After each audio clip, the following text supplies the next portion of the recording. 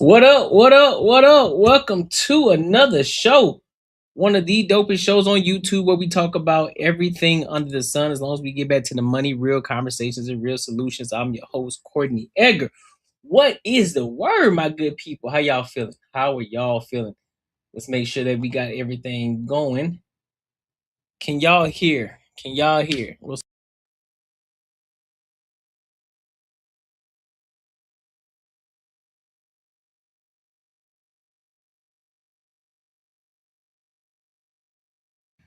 What up? What up? There we go. There we go. Audio is fine there. We always got to make sure everything is co-setted. You feel me?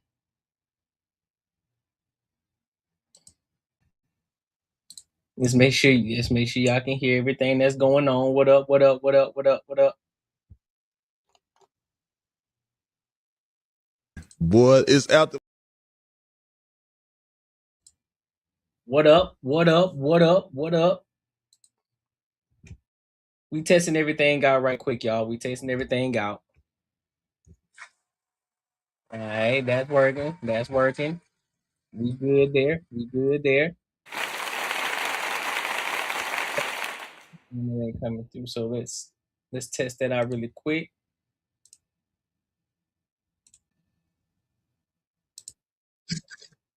All right.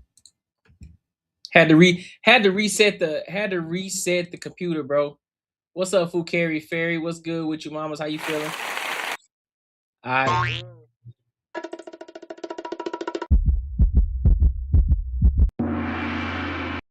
All right, cool. We good. We good.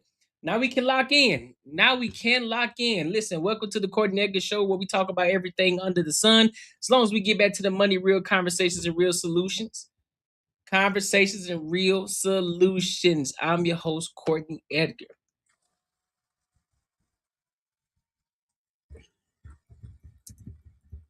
Listen, man, we got a lot of topics to cover today. Sorry for me. Sorry for the lateness. There was a lot of traffic, man. I had to work out and then hurry up and get back over here. And then on top of that, got caught in some traffic as well. So that's why I had to push some of the time back. But it's cool. It's cool. It's cool. It's all good. We got it all figured out. No worries. No worries. But listen, we got a lot of topics to cover today. We got a lot of things to analyze. We got a lot of things to deep dive in. Yeah, so we're gonna get into it. We're gonna get into it. But let me find this one topic real quick before we actually call it. Give me a second. Give me a second. Give me a second. I hope they don't play the music on this. I really hope they don't. Living life loud. Oh, you living life loud? I feel that. Hey, listen, I hear you. I feel that. Living life loud. Said she living. She said she living life to the max. I'm getting everything together. Just give me a quick second. Give me a quick second.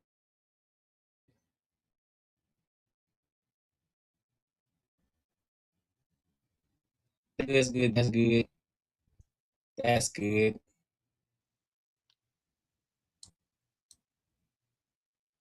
Baby, you gonna need a mate. Baby, I'm gonna catch a stray. You might shoot your shot. I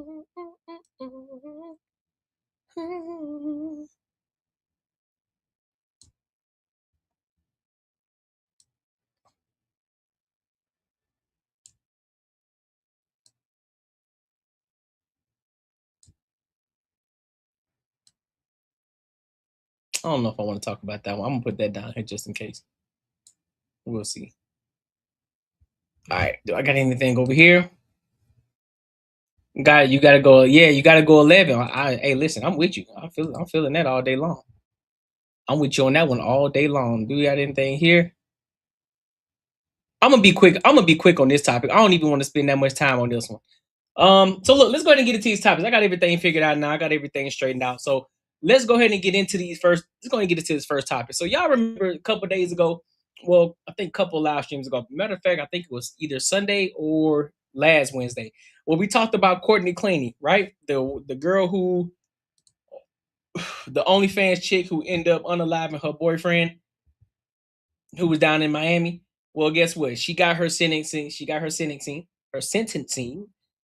And then we're gonna dive into that. We're gonna give our thoughts and opinions. So, with that being said, let's go ahead and rock out.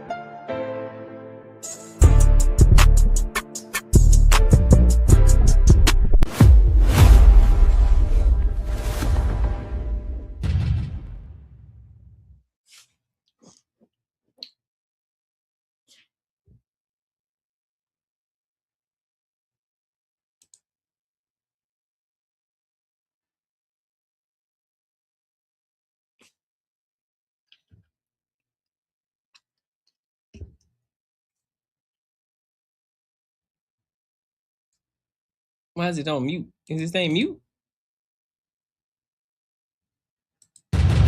Okay, so I know I wasn't tripping. I was like, I know I ain't tripping.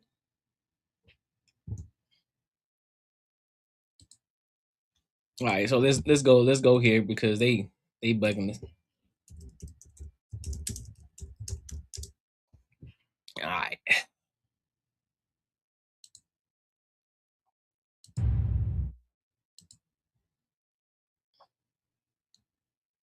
Here we go. Let's go here with it. In exchange for the, I understand you wish to plead guilty to manslaughter in exchange for the plea that was read into the record a moment ago. Has anyone, including your own attorney, promised you anything other than that? Has anyone forced, threatened, or coerced you to accept a plea at this time? Are you pleading guilty because you are in fact guilty and you believe this plea is in your best interest? To the charge of manslaughter with a deadly weapon, I'm sentencing you to 6 years in the state prison with all applicable credit for time served, followed by 5 years of reporting probation. What? Yeah. Man, look at, man, hell no. You to accept a plea at this time. Are you pleading guilty because you are in fact guilty and you believe this plea is in your best interest? To the charge of manslaughter with a deadly weapon, I'm sentencing you to 6 years in the state prison with all applicable credit for time served, followed by 5 years of reporting probation.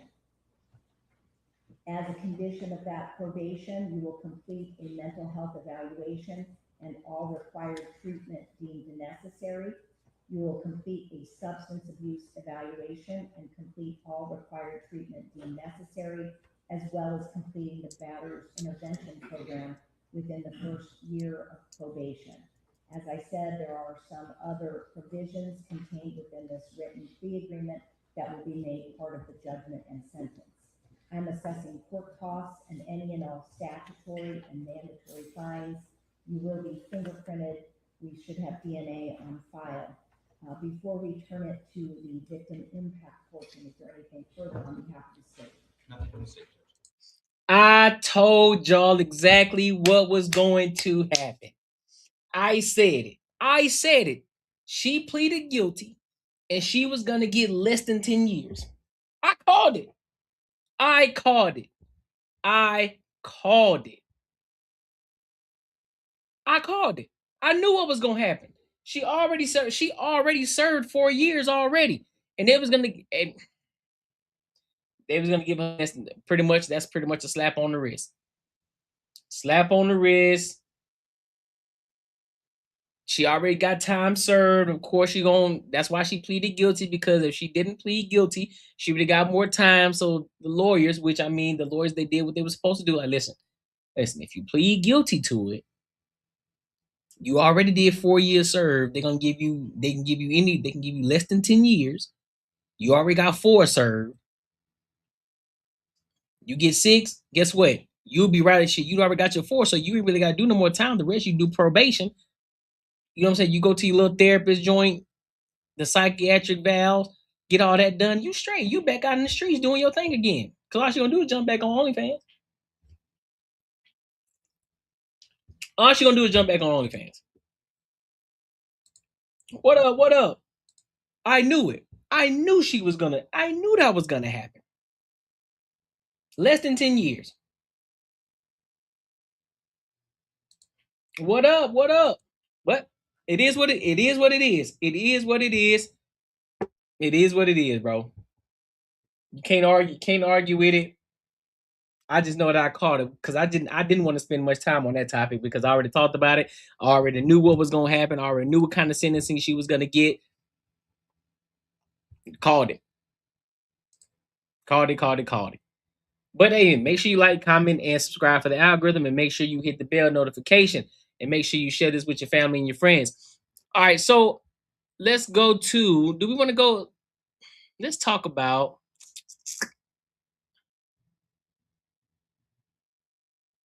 Let's go to this. Let's go to this one. I think this is a great topic to start with.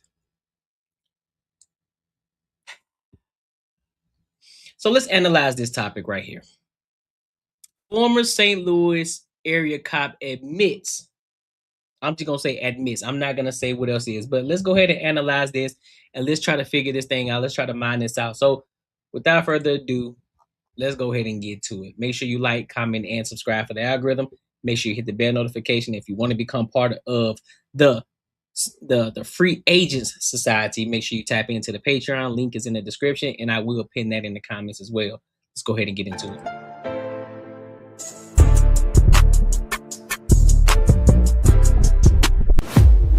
To sexually abusing North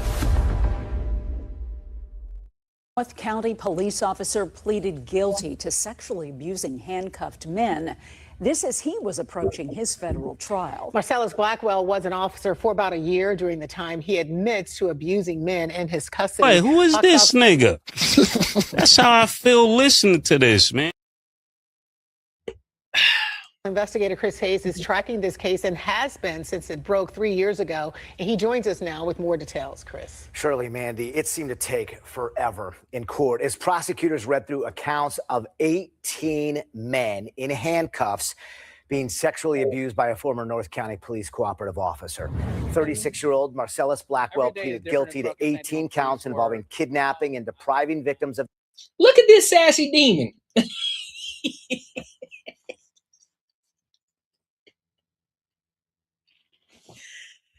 Bro, come on, bro. What you mean you out here?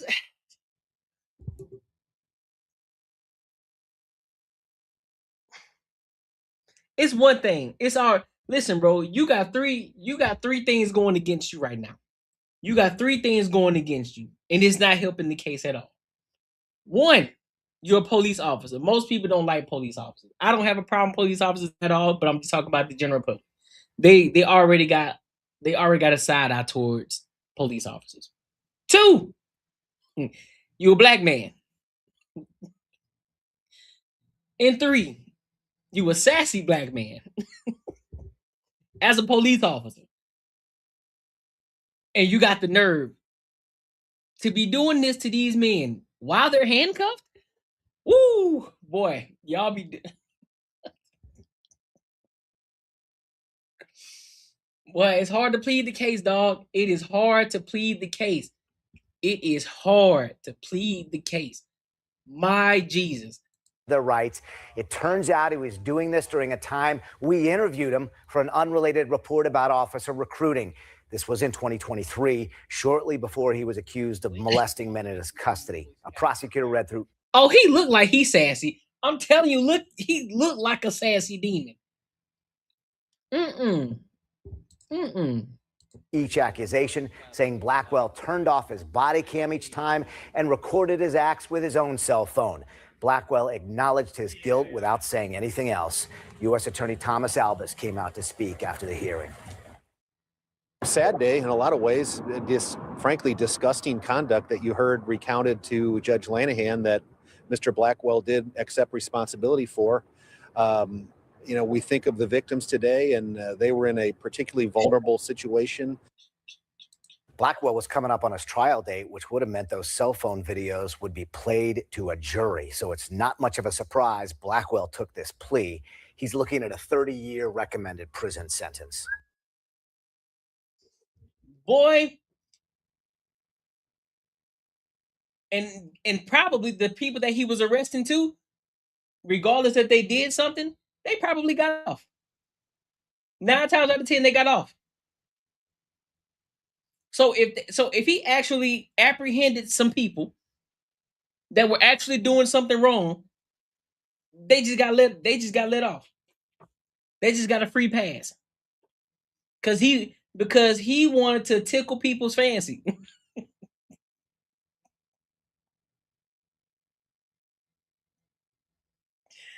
He wanted to tickle men's fancy, bro. You using your power, you're abusing your power, bro. You're abusing your authority. Y'all talk about how hard it is for the black men, how hard it is for the ABC community, and then you got individuals like this who committing acts just like this.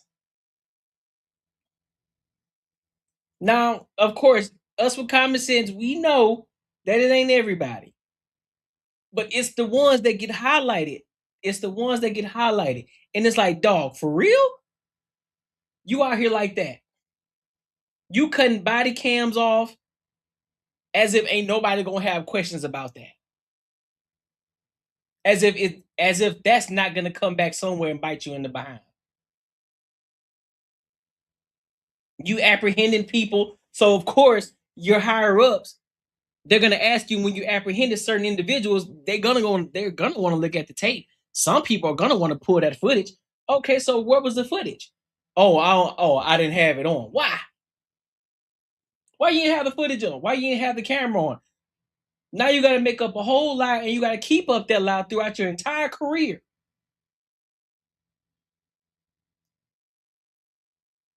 That's crazy, bro. I don't understand these people. Well, Chris, how was all of this uncovered? One of the last victims, pointed out that this was done to him and it was recorded. So the co-op worked with the FBI and found videos on his Google Drive. Wow. So was he committing these crimes at the police station? In his car. And part of the charges that he pleaded guilty to, kidnapping. And it came out that he took one of his victims to Normandy High School bus lot to do this. Wow. In his car. Interesting. Yeah. It is shocking. All right. Dog, y'all got to be the dumbest individuals I have ever seen in my entire life. Y'all have to be the dumbest individuals I have ever seen. You turn the camera off, the body cam off, to turn on your phone and record it. What you recording it for? What are you recording it for? What? So you can take it back. So you can take it back and make an OnlyFans with it. So you can go and share it to your other sassy friends. So you can tell them, "Hey man, listen, I apprehended this other dude today. Girl, let me tell you, I apprehended this other dude today. I had him handcuffed behind him, and girl, I was tickling his fancy." What? Yeah, girl, I caught him on the corner selling the A-ball. I had to get him. I had to show him who's the real boss. Quiet on the creek.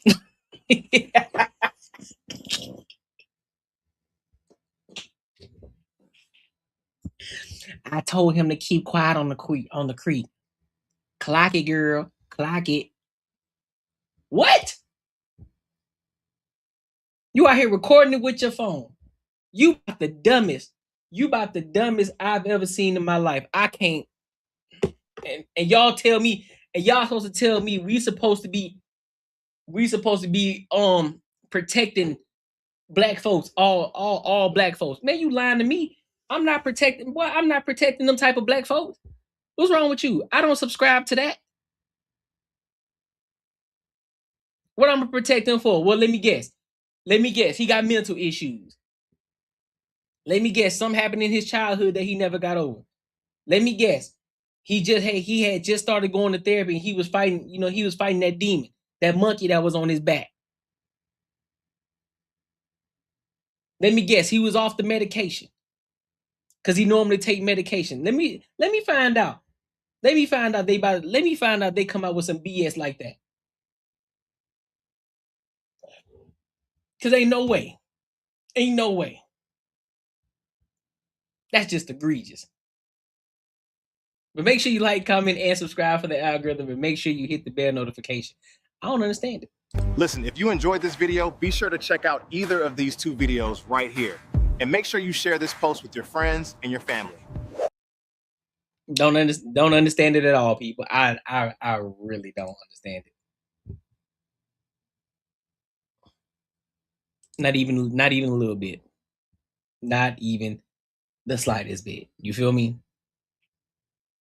Not even the slightest bit.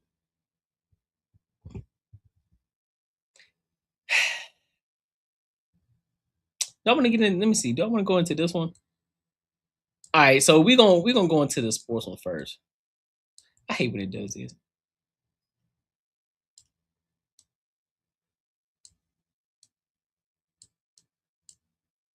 Anyway, let me see what we got. Hey, you lying? Listen, you lying to me. For real. You lying to me? You lying?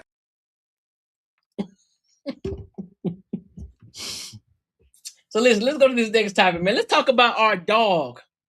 One of the best to ever do it as a point guard. He is retiring, and that future legend is Russell Westbrook, man. Let's analyze this. He had a great 18 years in the league, doing phenomenal things, and he just announced his retirement. So we want to go ahead and get into it, and then we're going to give our thoughts and our opinions. So let's go ahead and rock out. Every museum has a curator, and every exhibit, they have a story. But some stories don't need someone to tell them. They just speak for themselves. So tonight, I'm not going to tell you what any of this means. I'm just going to show you.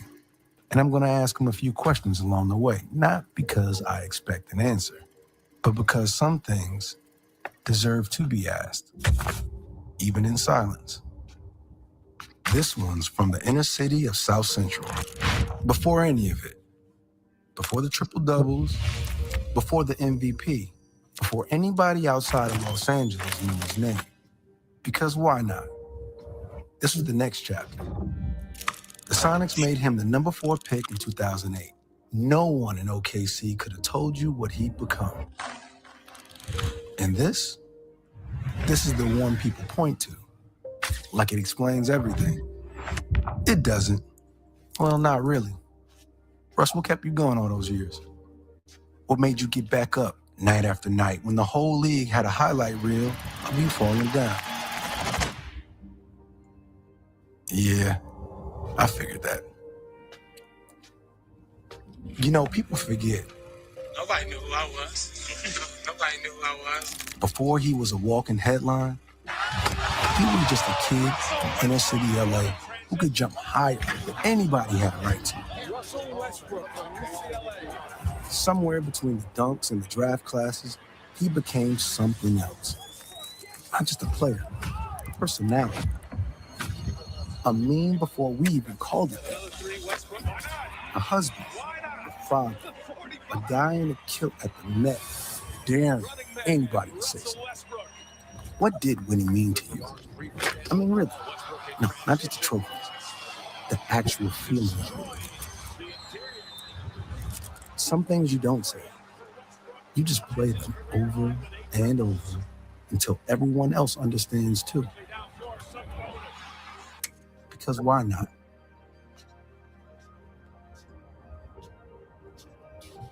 This swing isn't finished yet. That's not a mistake. We left it this way on purpose. Because whatever's next, the mentorship, the foundation, the kids who are going to grow up wanting to move just like he did, that part hasn't been built yet either. Were you ever afraid of what happens after the game stops needing you? This swing isn't finished. Neither is he. And that's the point. Last question. Now that you decided to step away from everything on your own terms, what are you the most proud of?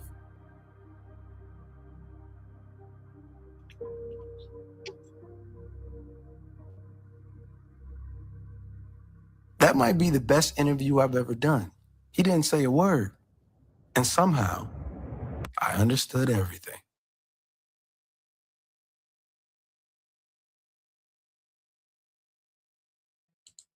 That's dope, bro. Hey, listen. Shout out to Russell Westbrook, dog. Listen, shout out to Russell Westbrook. I don't care what no one says. I don't care what anybody says. There's nothing that you can convince me of. There will be no Russell Westbrook slander on the Courtney Edgar show. You would not hear anything from me in that regard, simply because I 110% believe he is one of the best point guards to ever do it. And you can't convince me otherwise. Most electrifying. Broke all of Oscar Robinson's record. You feel me? Now I know some of y'all LeBron haters. Y'all want to so bad say that LeBron messed his career, but no. LeBron didn't mess his career. LeBron ain't have nothing to do with him. Right? He had a fantastic year. We already knew he was on the brink. We already knew he was on the brink of retirement. I knew he only had a few more years left after he got traded. After he got traded off to after he got traded after the Lakers. I said, yeah, he ain't gonna be that long. Then he went from the Lakers to the Nuggets to the Kings. I said, yeah, it's over with. He finna quit. He gonna quit while he ahead. He gonna go ahead and quit while he ahead. It's the best while he was at the peak. Best time before that drastic drop happens. It's the best time for him to do it. And couldn't have been a better time. So I'm definitely in agreement with him. It's crazy though how he came into the league before LeBron and LeBron's still here. but no. In all seriousness though, man, shout out to him. Congratulations. Had a outstanding career. I don't care what anybody says about Westbrook. Will forever be one of my favorite point guards. Will definitely be my top 5. Definitely be in my top 5 of point guards for sure. No questions asked. No questions asked. Shout out to him, man, because that's pretty dope. That is dope. Shout out to the big dog. You feel me? But hey, make sure you like, comment, and subscribe for the algorithm, and make sure you hit the bell notification. And if you gain any value from this video, make sure you tap in. Make sure you tap in and share with your friends. And if you want to become part of the Free Agent Society, make sure you tap into the Patreon. Listen, if you enjoyed this video, be sure to check out either of these 2 videos right here. And make sure you share this post with your friends and your family. All right. Whoop, whoop.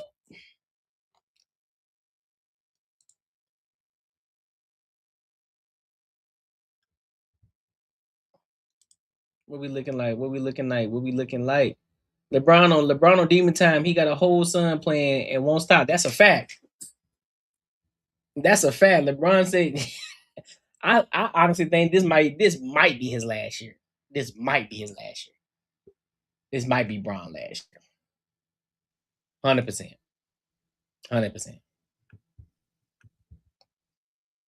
Well, look, let's go ahead and get into this next topic. Let's go ahead and get into this next topic. Let's talk about Stephanie White. The Indiana Fever's head coach. I want to analyze this topic because she is standing on business. And she's backing her players up from what I've heard, right? But we're going to dive into it, and then we're going to give our thoughts and our opinions. So make sure you like, comment, and subscribe for the algorithm. Make sure you hit the bell notification. Let's rock out. No, I'm going to start today. This isn't necessarily for those people that are in this room. This is more for an online community that's trying to create narratives that simply don't exist. Trying to create a fabrication or distortion of who I am, of what I'm about. our player success, our players' health and wellness, our player safety is always a top priority for me. One of the things I pride myself on is my relationships with players. For those who have anything to say about the play in the last game, I didn't see the play in real time. I went straight to a press conference. I thought the play got called right. Thankfully, Sophie's okay. Was it egregious? Absolutely. When you have a chance to watch that over and over and over on replay, you can see that. I didn't have that in real time. Were there any I take personally any suggestions that I don't 100% always have my players back. I ride with them 10 toes down all the time. I don't see nothing wrong with as of right now. I don't see anything wrong with what she's saying. As a head coach, you're gonna rock with your players. You're gonna make sure that you got your players back. That's what you're gonna do. What are y'all expecting her to do? Unless her player did something outrageous that hurts the actual brand, that hurts the actual team, that hurts the overall morale of the team, she gonna have her back 1,010%, regardless of what her politics, regardless of what Sophie Cunningham's politics are and what her beliefs are. She gonna back her up. That's what you're supposed to do. I don't know why everybody's making this such a big thing. That's what you're supposed to do. What am I missing? What are y'all expecting? What are y'all expecting from the coach? What type of accountability is she supposed to? What type of accountability is supposed to be? Are y'all expecting her to be in the outrage? Or y'all expecting her to be in the outroar, an outcry? Like what are we doing? What are we doing? All the time. They know that. It's a shame that we can't have an opportunity to talk about what great basketball they're playing. Because they are playing. Well, hold up. While I do agree, all right, hold on. Give me a second. While I do agree, what up, my dog? While I do agree that they should be focusing, on ball, putting the ball in the hoop. That's what they should be focusing on. However, we understand what's gonna bring the visibility, what's gonna bring the views, what's gonna bring the eyes to the court, and that's the off-court antics or the so-called drama that starts on the court. Because let's be real, the real views are coming from what Sophie Cunningham is standing on. Her view in regards to trans men being in sports. That's the big talk. Across all media platforms. That's what everybody's talking about. Ain't nobody talking about how somebody got crossed up. Ain't nobody studying them highlights over there. Let's be 110% clear about that. While we supposed to be focusing on that, we're supposed to be focusing on them hooping. Ain't nobody checking for that for real. If I'm gonna be 110% honest, this is not a shot. I'm just saying, nobody's really checking for the WNBA when we talk about hooping. Just saying.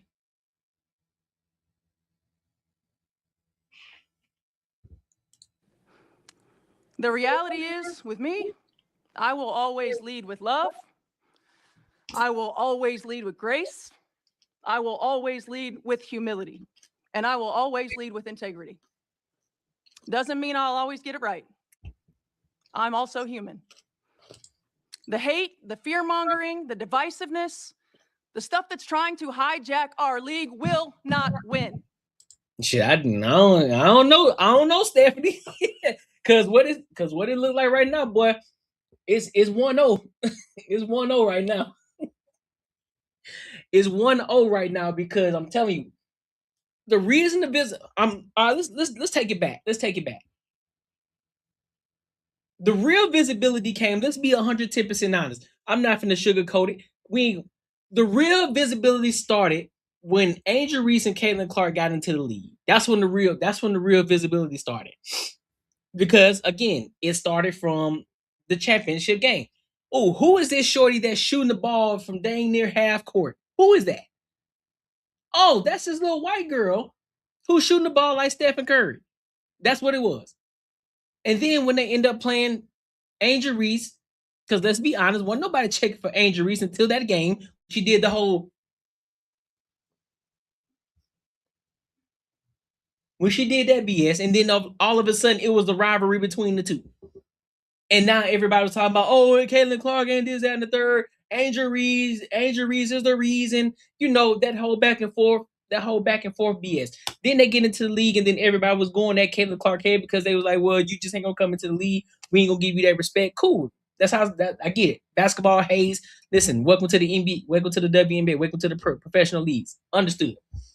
And then more things started to happen. Now you started to talk about women wanted to get paid more because they thought they was actually getting some motion. You ain't getting no motion. You ain't making no money for real.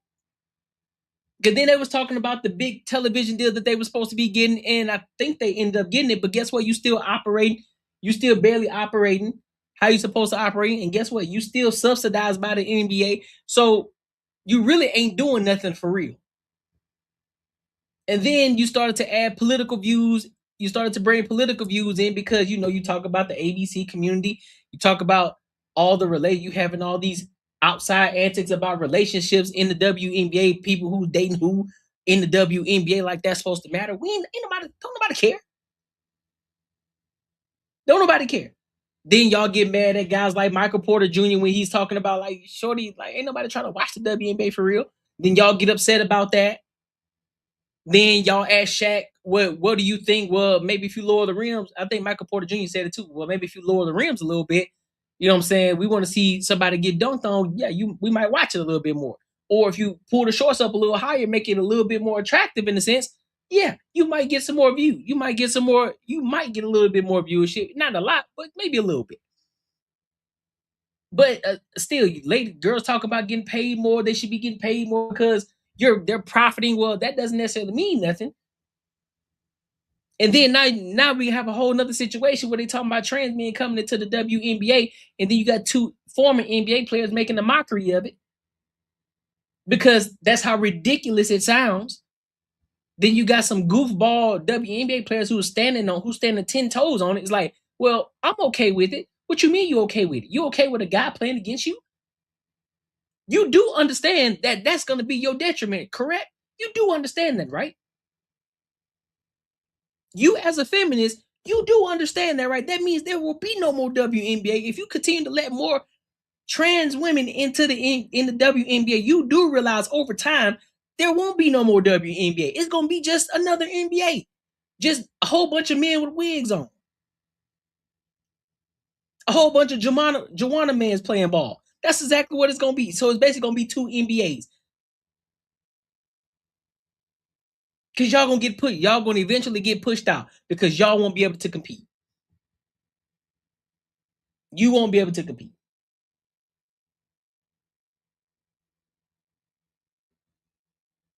And then you got head coaches. Then you got other head coaches who out here talking about trans kids belong. Why are you pushing that? Why is that something that y'all wearing in public? Why is that something that you pushing at all? Why y'all involving the kids in this?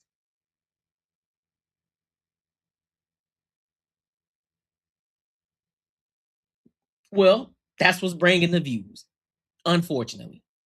All the off-court antics is what's bringing the visibility. All the off-court antics is what's bringing people to do think pieces on it. Not what y'all doing on the court at all. And let alone this antic that just happened between Sophie Cunningham and DeJounte. That transpired into something political after the foul because everybody tried to connect the dots. Well, she probably tried to fire her because of the trans thing, and then next thing you know, then DeJounte comes out with this white privilege tweet. Here we go again, another off-court antic that's getting more visibility, not on court. So if that's the way that y'all gonna get, so if that's the way that y'all gonna get y'all visibility, man, you better, hey, listen, nah, I don't know what to tell you. I don't know what to tell you. It won't win. We are united. We are connected. Cap. We will not be divided. Every day these women put their on the line. Where? Every day. When they go low, we go high. Love will win. Grace will win. Humility will win. And kindness will win. I stand by them. I will always stand by them. Everybody else can go to hell. Hey, I feel her though. Hey, listen, I feel her. I feel her. Stand by your team. Stand by your players. Stand by them 110%. That's what you're supposed to do as a head coach. That's your team. That's your family. Do what you're supposed to do. I don't see anything wrong with what she said. The only thing I said wrong that she said that they gonna prevail. I don't know. I don't know about that. I don't know about that part. But if you gain any value from this video, make sure you like, comment, and subscribe for the algorithm. And make sure you hit the bell notification. If you want to become part of the Free Agent Society, make sure you tap into the Patreon. Link is in the description. Listen, if you enjoyed this video, be sure to check out either of these two videos right here. And make sure you share this post with your friends and your family. Yeah. Well, let's read this super chat real quick. Yeah, you right, man. Making money is me, man. 10 years, man, you're gonna have matching Benzes. 10 years? Thinking more like 10 days, man. 10 days.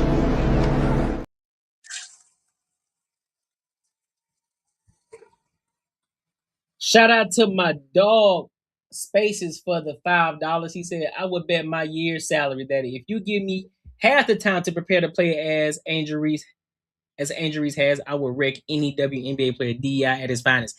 Hey, listen, that's a fact. That is a fact, big dog. I'm in 110% agreement with you. Listen, it wouldn't take me long to get back in it at all. It wouldn't take me long to get back in. Oh, I'm going to work on all the guards. I'm going to work. I'm putting everybody in the blender. 110%. Well, appreciate you for the $5, my dog. All right. Man, give my $5. All right, bro. Man, give my $5, man.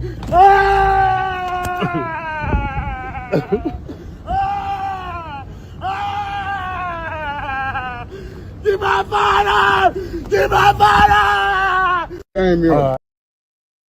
Yes, sir. Appreciate you, big dog. Appreciate you, big dog. William said transmission supporters is crazy. Goofy as hell. That's a fact. That's a fact. And speaking of supporting the Transformers, you know what I'm saying? Speaking of that, I want to get into Ryan Clark. I want to talk about this topic with Ryan Clark. I want to analyze the situation because, again, Ryan Clark is out here again, pandering again. I don't know what it is about Ryan Clark. I don't know what it is about him. Solid dude, heck of an NFL player. But when it comes to these political topics and these viewpoints, man, let me tell you, that is the most pandering black man I have ever seen outside of Sharon. But, dog, I don't know what he be on. I don't know what type of timing he be on, dog. But let's go ahead and get into it. Let's analyze this topic, and then we're going to give our thoughts, and then we give our opinions. So let's rock out.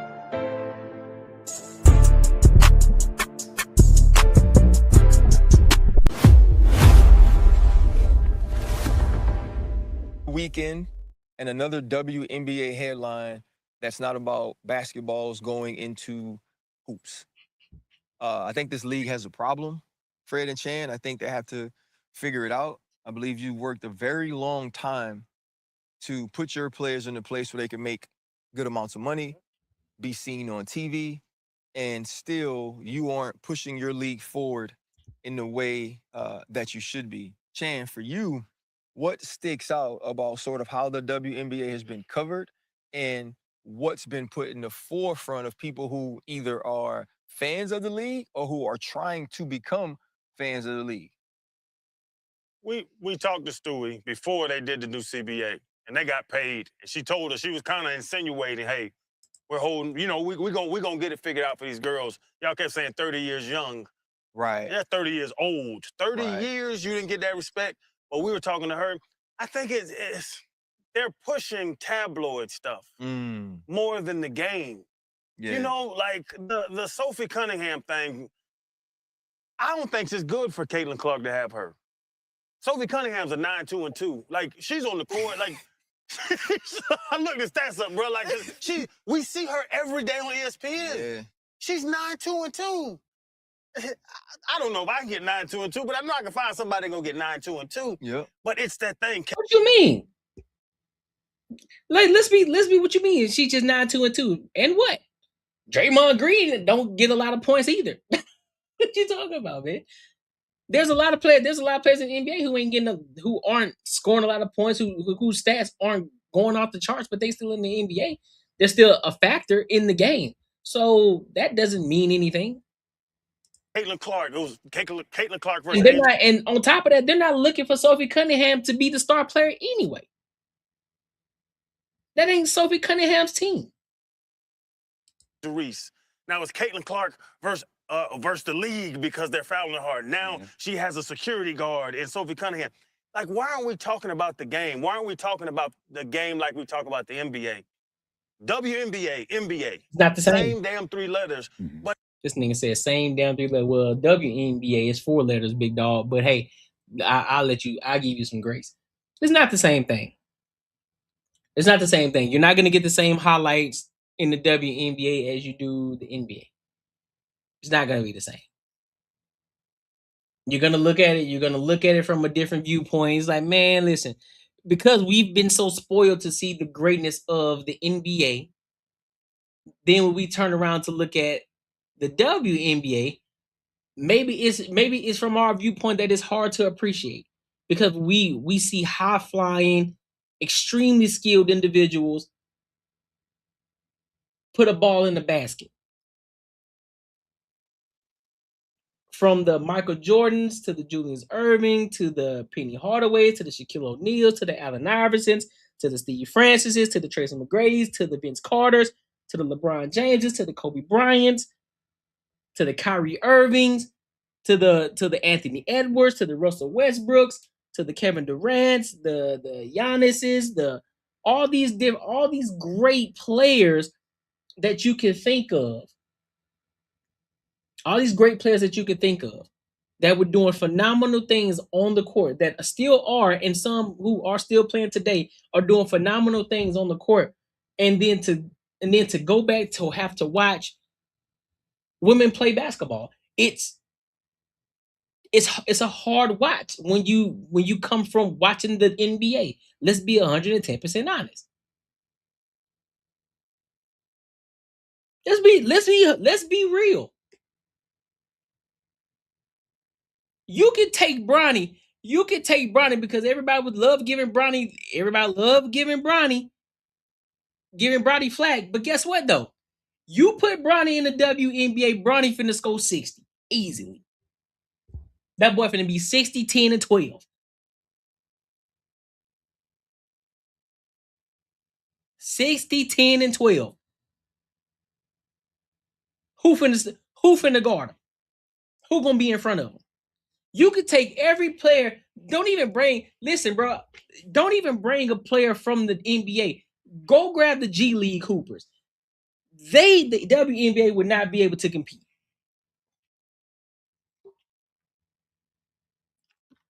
It's gonna be a high school game. Score gonna be 100-20 on me. That's a fact. And I'm not bashing. I'm just calling the spade a spade. it's always a tabloid. It's always some, what do they call it? Gossip. It's gossip. And I don't think the gossip of it is what you want to build your league around. So that's what I think the publicity of WNBA is built around gossip. Why are we looking at a 9-2-2 lady every time I look at ESPN? I'm sorry, Sophie. I understand what you're doing. You're the bully. I understand everything Sophie's doing to try to protect her teammate. But that's not what it's based around. Nobody in the NBA is saying, oh, I love Udonis Haslem. Yeah. He wasn't making headlines for protecting Dwayne Wade. Yep. So why is Sophie Cunningham on every single TV I ever look at talking about WNBA? And as a fan, even of the game, you're going to be turned off by it. Mm-hmm. There's too much politicking going on in the WNBA. Like, we're all hopeful that they get the respect they deserve as players who we know the grind as former professional athletes. And we want these women to be compensated accordingly for. Stop. What you mean compensated? You're getting compensated for what you bring to the bus that you're getting in seats. If you ain't getting no bus in seats, you ain't gonna get compensated for nothing. Why are we missing that? That's what I'm saying. We're so far. The NFL players, the NBA players, MLB players, everybody who is playing on the professional level, they're so far removed to the point that they don't even understand. Like, listen, bro, you do understand that it's because of y'all that y'all get paid so much. If there weren't great athletes who were electrifying athletes in the league, ain't nobody gonna spend no money to come watch them. Why do you think nobody's watching the G League? Ain't nobody nobody's paying attention to the G League. Let's be 110% clear about it. Unless they're a super fan, nobody's checking for the W. Nobody is checking for the G League. So what makes you think they're gonna be checking for the WNBA?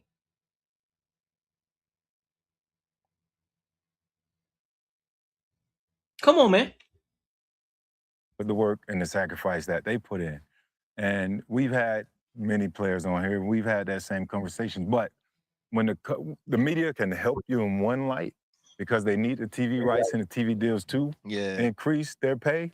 But on the flip side, with social media, and you got the fighting over social media, you got the politics, you got the social awareness stuff that not many people like. You got these women fighting for social justices, right? To try and help a class of people who have been pushed down and discriminated upon. But not everybody want to hear that. And sometimes the people that help pay your bill or help increase the money that you're bringing in, those people aren't supporting the league a lot of times. So I just think it's a slippery slope that these women are on because enough is enough. And, you know, if something's on television and I hear this person saying the same old stuff that I don't like, I'm gonna stop watching. It ain't necessarily about their talent because they're very talented, but sometimes it's the message and the perception that's presented by it. Cap. Whereas, you know, you can lose fans. And if you lose fans, you lose pay. And then now it's red flag behind the league. Like, is it gonna be around? You know, I don't know how much longer, but that's one of those questions. But that's BS though. Come on, Fred Taylor. Come on, man. Y'all are some smart gentlemen. I'm not gonna put it past y'all. I believe that you guys are intelligent men, right? But y'all are being very disingenuous right now. You're being very disingenuous. You're trying to compare the NBA type of players to the WNBA. When Allen Iverson said what he said, man, we talk about practice, man. We talk about practice. Like, you talking about a game that I go out here every single night and give my all and leave it on the floor, and we up here talking about practice. The reason that Allen Iverson can say what he wanted to say because he was Allen Iverson. Because he was Allen Iverson. People still was going to show up regardless. The reason Kobe Bryant could do what he wanted to do, why? Because he was Kobe goddamn Bean Bryant. The reason LeBron James can do and say they could call it, got every name in the book, Chosen One, King, LeBron, Lee Goat, Lee James, everything in the book. He can do what he want to do. Can't nobody take nothing away from him. Why? Because he's LeBron freaking James.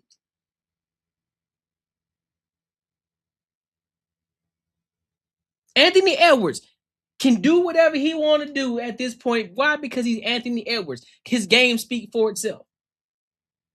Kyrie was out here talking about the 12 Israelites and all of that. Nike deal gone. But guess what? People still want to watch Kyrie because he's electrifying on the court. What we talking about? And guess what? Y'all still watching him. Y'all still watching him. You ain't turning off the TV. You're not saying, oh, man, I don't like that, man, political views, man. So, man, let me cut the TV off. I ain't finna watch that. The reason why it's easier for you to cut the TV off on somebody like a Sophie Cunningham, because they aren't as electrifying. They don't bring the highlights to the game. That's why it's easier to cut off. That's why it's easier to turn your back on. So they have to come with something extravagant, way off the map, in order to get y'all to get the views over here, in order to get the visibility. That's why. Come on, bro. That'll kind of come. Yeah, I think Kathy Engelbert has to start as the commissioner to look at this thing from a professionalism standpoint when it comes to the WNBA, which in my opinion was started with her and her dealings with the WNBA and their union as they were trying to get some of these deals done. The way she treated them. Nafisa Collier had to come out and say, okay, this is the way that I was responded to. I think that was the first black eye. But then you do this deal after 30 years, and now they are getting paid to be professionals, and you do have the TV contracts, and now you're putting yourself in a position to uplift this league, right? For this league to truly ascend in the eyes of the viewers, in the eyes of the fans, and then every week is some bull crap, right? We're seeing players who don't even average 10 points a game, and every day that's who's on your networks or on your TVs and answering questions and starting back and forth about things that aren't basketball. What should be being talked about in this league is the Minnesota Lynx and Olivia Miles, who's come in as a rookie and taken over the league. And now Nafisa Collier is back, right? Kayla McBride hits 10 threes over the weekend. Talk about that. You know, talk about the Golden State Valkyrie, who now with Gabby Williams is a team that's there in second place. Don't nobody care. That's the point. Don't nobody care. We seen Shorty but hit a 50 ball. What was her name? McBride. Shorty hit a 50 ball. But ain't nobody talking about it because it's not electrifying. We've seen it before. That's nothing. Anybody, bro, listen, bro. I'm not finna. We seen a Klay Thompson hit a 50+ ball, not even putting the ball on the ground.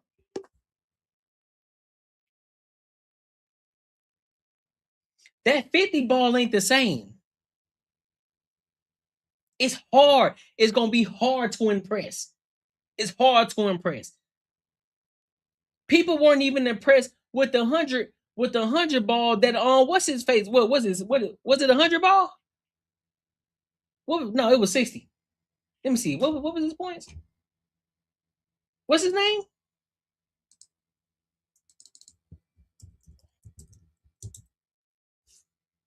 Let me see.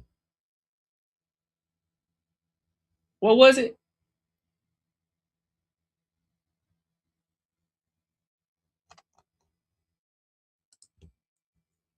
Yeah, 83 points. People weren't even impressed about Adebayo's 83-point game. Everybody, because it wasn't electrifying like a Kobe. Considering the fact that he 83, Kobe had 81, people still look at Kobe's 81 far different than they did Adebayo's. So what makes you think that McBride's 50-point ball gonna make people say, oh my God, I need to go watch the WNBA, or they over there going crazy? No. It's like, oh, okay, cool.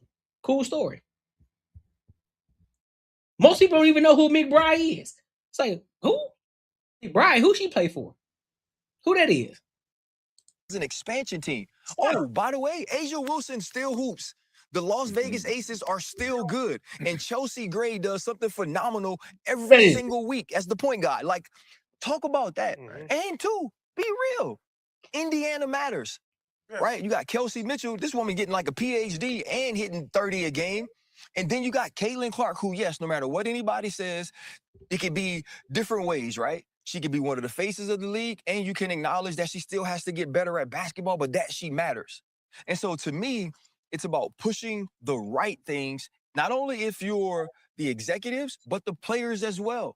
Talking about the right things, making sure the right things are in the forefront of people's minds. And the last thing for me is if we are men right? And as former athletes, and we understand how hard it is to get respect in the game, don't make a mockery of what these women are going through. Don't make jokes about things you'll never understand. Stay out of it. If you don't have some input, either right or wrong, that could be, whether it's impactful or helpful, then let them people be. Because dudes who can no longer play, who want to make jokes about something that is incredibly serious, are absolute clowns. Yeah. This is where you jump off the rails. And this is where Ryan Clark continues to drop the ball. This is where he continues to miss the plot every single time. Those two individuals, Royce White and Inez Freedom Cantor, or Inez Cantor Freedom, they did that to show the hypocrisy on what's going on. They did that to show how ridiculous it sounds, regardless of you guys laugh at it or you may take it as mockery. But what y'all fail to understand is this.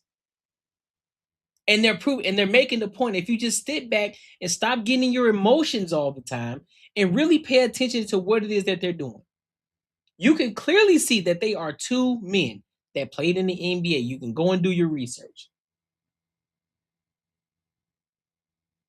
They made a mockery of it because now they're saying, okay, so based off of your rules, I'm gonna enlist in the draft. I'm gonna put my hat in the ring.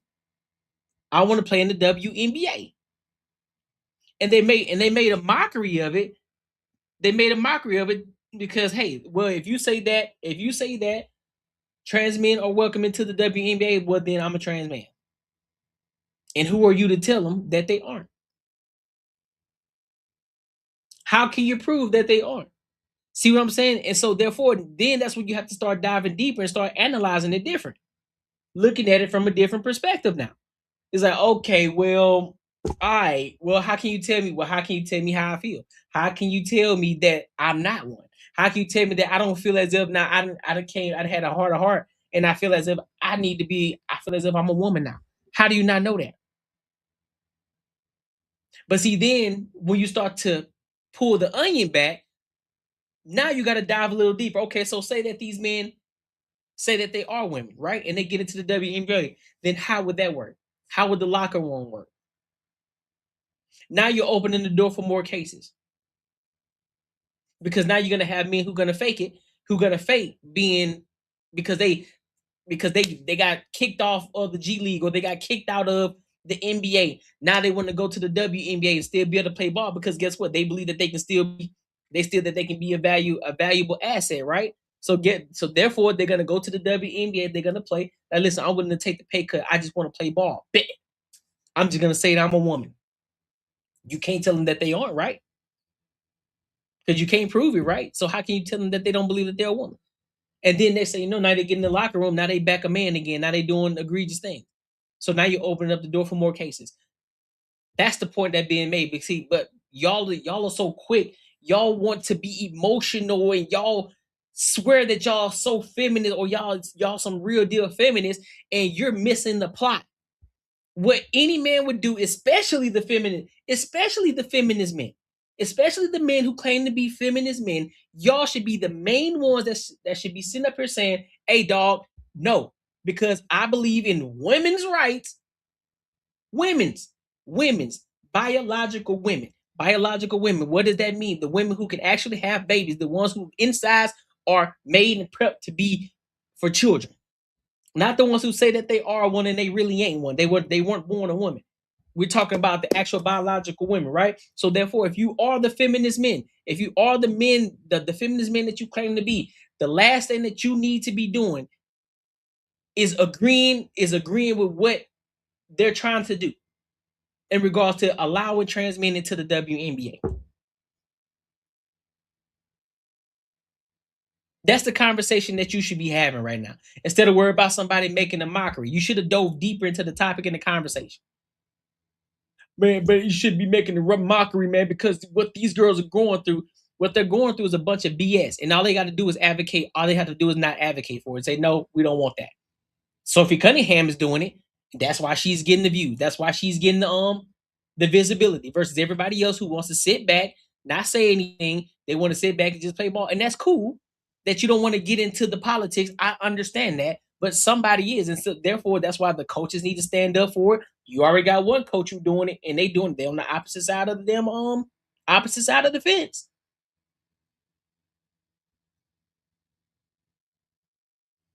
So come on, Ryan Clark. Pick a struggle, bro. Pick a struggle, big dog. What's up? RC, so you want us to look at the WNBA like the NBA? You don't want to talk about Owen Fee going crazy in Minnesota. That's not what they want to talk about. I got to watch Caitlin Clark push a ref 17 times when I'm watching TV. Yeah. Cover them the same, to your point. Cover the women the same as the men. No. It is basketball. Let's watch basketball. I don't give a damn about all this other ancillary stuff. It's a waste of time, but if that's what you need to push your ratings you're talking about, that's silly. That's dumb. You need to think of another way. Whatever the lady's name you said. Ain't gonna be there ain't. Y'all aren't getting it, bro. It's going over y'all head. It's going over y'all head, pivot. Every last one of y'all is going over y'all head. That's the only way that they're gonna get the visibility, bro. That's the only way that they are going to get the visibility. That's the only way. Nobody is checking for it, and that's an unfortunate thing. It's an unfortunate thing, but nobody's checking for it. Ain't nobody saying, "Hey, yo, win the game, come on." Listen, bro, I can be honest. I tried to watch it.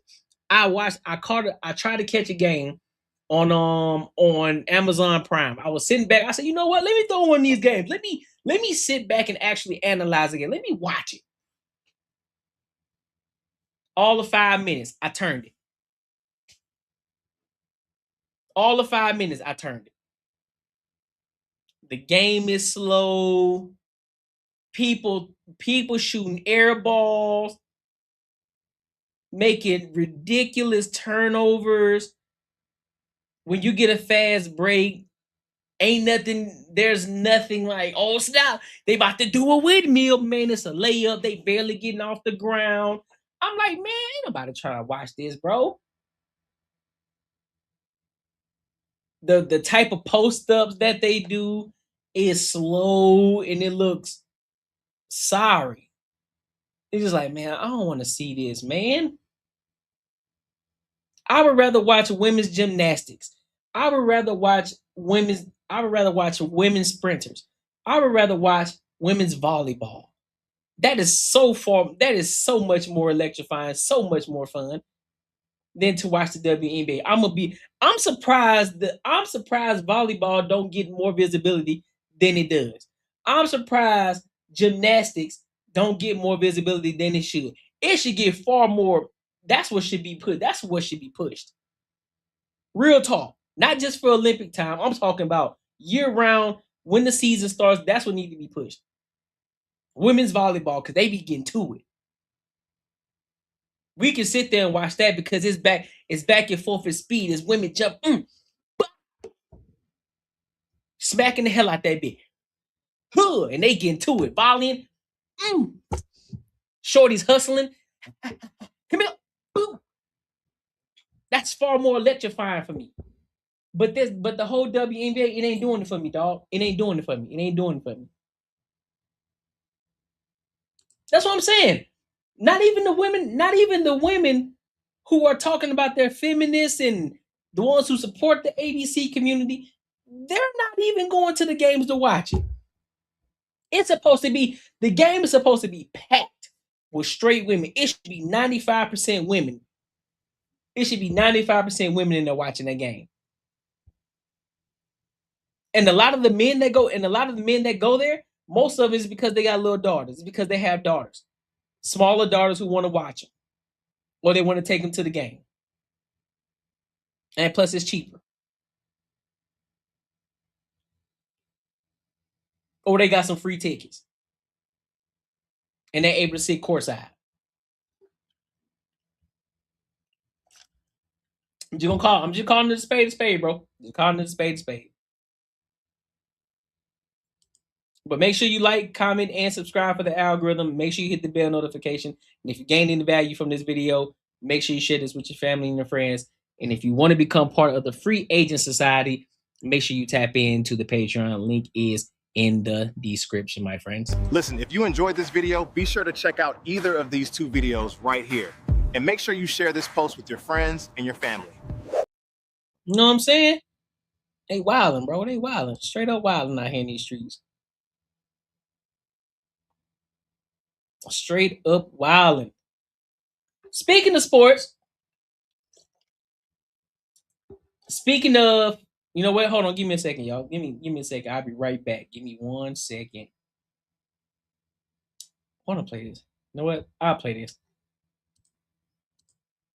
I wanted they gonna make me clip it all, but we'll see. Let me see if it works.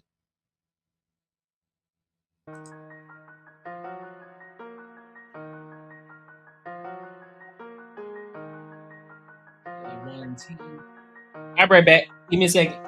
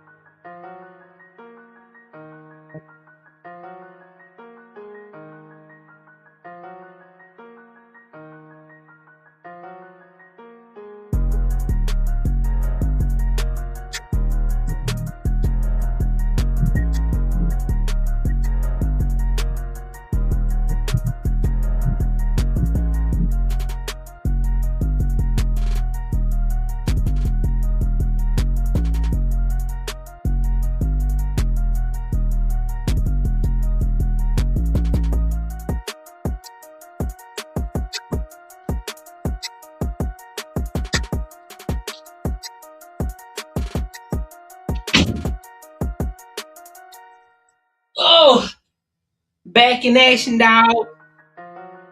Ugh.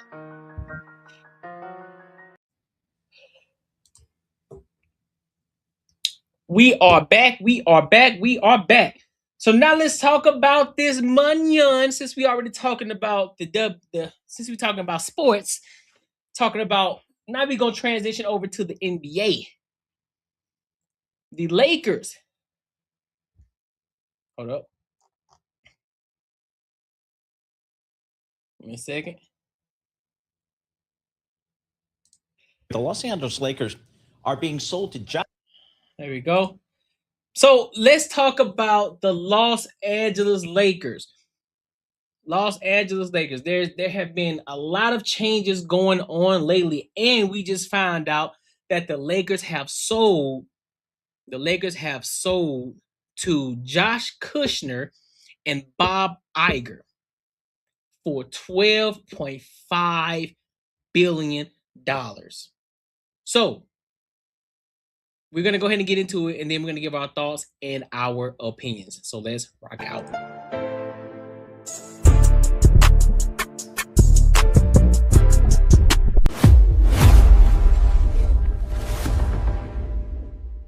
Angeles Lakers are being sold to Josh Kushner and Bob Iger, former CEO of Walt Disney Company, for $12 billion. This is according to ESPN. They're citing multiple sources. This Iger-Kushner group pivoted to make an offer to the Lakers from Mark Walter, who purchased a controlling interest in the team last year. Let's get some more reporting on this. I was not really expecting this deal at all, but that's a big number. That's a lot of money. That's a lot of money. He's used to big numbers. I mean, Randall Williams, he's the business of sports. He knows what's going on out there. Randall, talk to us about this deal. I didn't know the Lakers were necessarily for sale. So before we begin, if you see me texting, it's because I'm learning details. And, breaking news. But it is absolutely huge news. It's a shock to the sports world to see a franchise like the Lakers turn over. I believe they sold in 24. I don't think it was last year, but to see them turn over twice and add $2 billion in valuation is absolutely shocking. I've also confirmed that they are being bought. Of course, Joshua Kushner owns a stake in the Miami Heat as well. That will need to be divested. And he also had an interest in NBA expansion, specifically in Las Vegas. That is obviously going to be abandoned now as well. What about, apparently Mark Walter owned the LA Lakers before now. Did he want to sell, or is the number just really big? What happened? That's a bit unclear right now. I mean, I think there's a DOJ investigation into Mark Walter. There was another report that I saw that said he had health issues as well. But it's unclear as to why Mark Walter, who just bought the Lakers for $10 billion, would flip this prized asset as quickly as he did. So so let me go ahead and put this out here right now.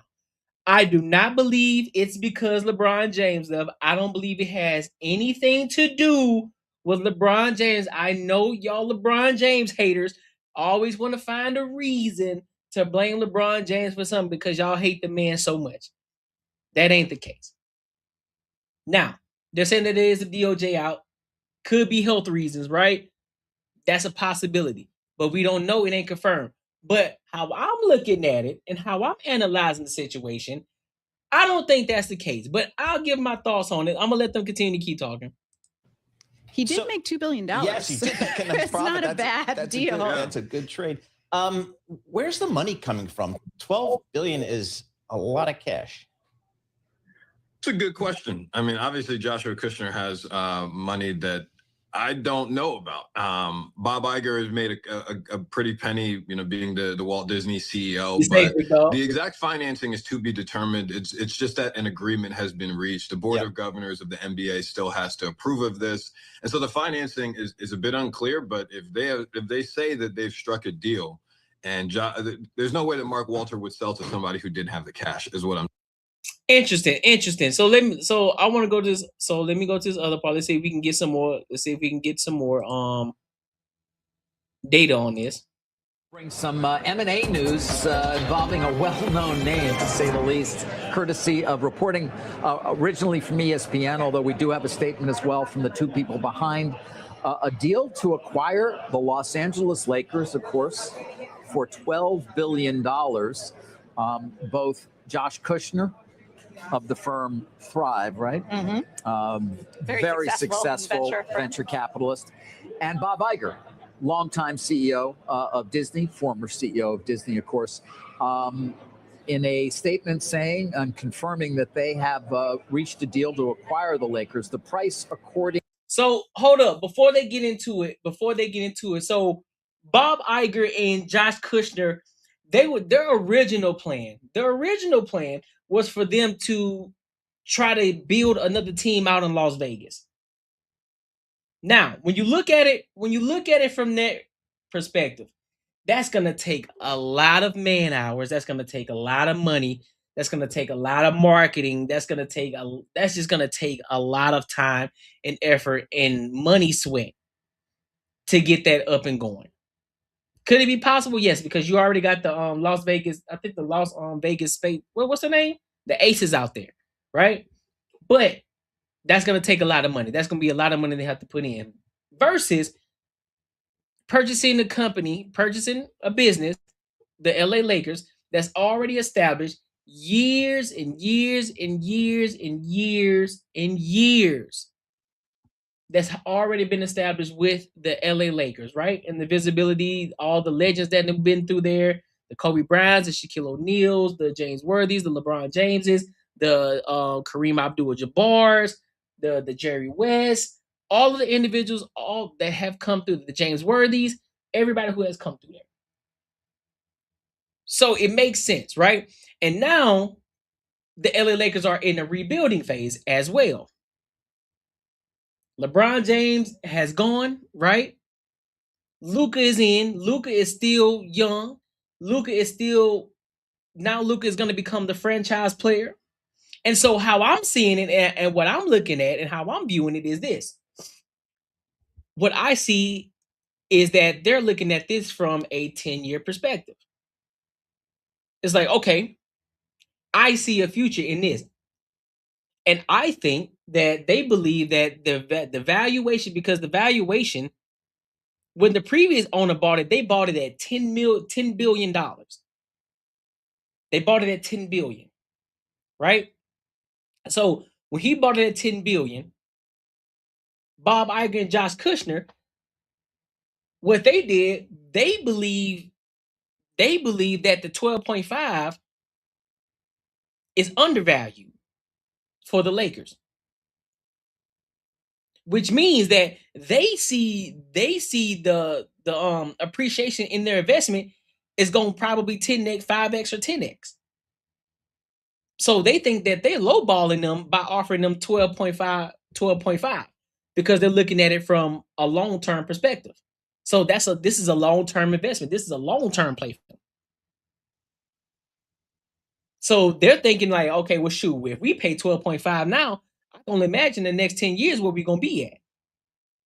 And so in the previous owner, how I'm looking at it and what I believe, and this is just from my perspective, he bought it for 10. And if there is health reasons in it, he's like, okay, well, let me go ahead and fold them. Ain't no reason to hold. I'm getting older. So I could get my money back plus a 2.5 billion, plus a 2.5 billion in profit. So I walk away with a dub. I could take my ball and go home now. That's what I'm seeing. That's exactly what I'm seeing. To ESPN, we have not, I've put calls into Mr. Iger, have not had them returned, is $12 billion. Statement as follows. They say, as lifelong NBA fans, they're deeply honored for the opportunity to become stewards of the Los Angeles Lakers, iconic sports franchise. They also talk about having respect for the longtime owners, Jerry and Jeannie Buss, and their long-term commitment to building on the foundation, of course, and competing at a very high level. Now, interesting to note in the statement, they talk about the Buss family, but of course, people may recall that it's only a year or so ago, I think it closed last October, that Mark Walter, also the owner of the Los Angeles Dodgers, the Chelsea Football Club, purchased the Lakers for $10 billion. And also on top of that, I believe, is it Josh Kushner? I think it's Kushner. Either Kushner or Iger are either one of the ones, they are the son-in-law of Trump. Right. And that's also what I'm looking at too. Because he just left Disney. Now he coming over here to the Lakers. Interesting. I can only imagine what that's going to look like. But they are looking at it from a 10-year perspective, though, why they're investing in, because they evaluated the business at 12.5.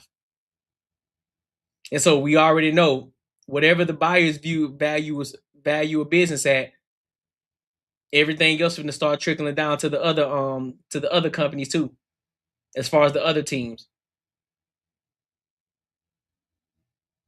Because look at what happened with the Seattle Seahawks.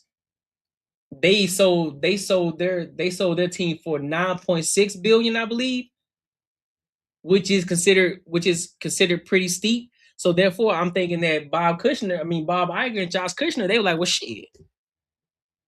If that's the case, then well, look, if I'm looking at the LA Lakers for the next 10 years, I evaluate that they're gonna be a lot higher than 12.5 billion. They're gonna be, the valuation of the business is gonna be a lot higher than 12.5.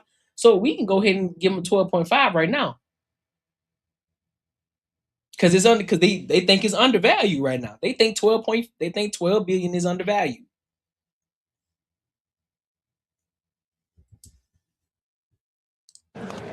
So you're talking about a franchise that will have changed hands in the space of a year at a 20% increase over the last price, which, by the way, was a record when it was sold. This is a new record. It would certainly seem, if the $12 billion is confirmed as well, for a sports franchise.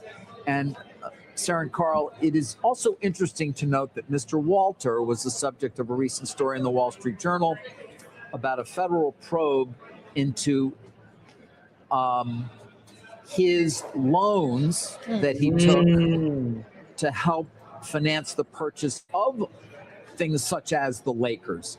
The U.S. Attorney's Office in Manhattan, the SEC, were reported by the Journal to have been examining about $16 billion in loans extended to companies tied to Mark Walter or his conglomerate. Remember, he controls life insurance companies as well. And whether or not those loans, after having passed through a third entity, should have still been called related party transactions. And there was a probe into whether they were mischaracterized, and that should have been perhaps disclosed to insurance regulators. It's a rule meant to limit conflict of interest, as you might imagine.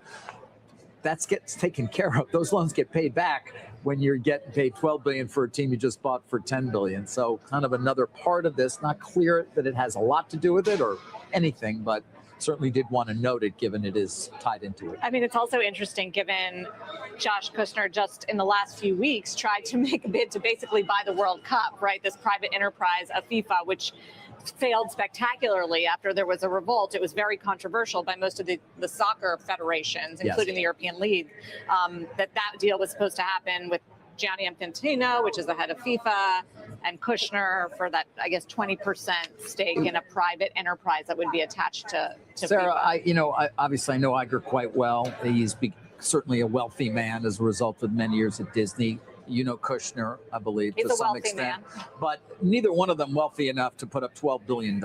And so I don't know if this is being done. Again, we don't have any details as to where the money is all coming from, how much is being financed, where other equity is coming from, Kushner is a venture capital investor, so that doesn't necessarily go along with, although you said he was interested in buying FIFA.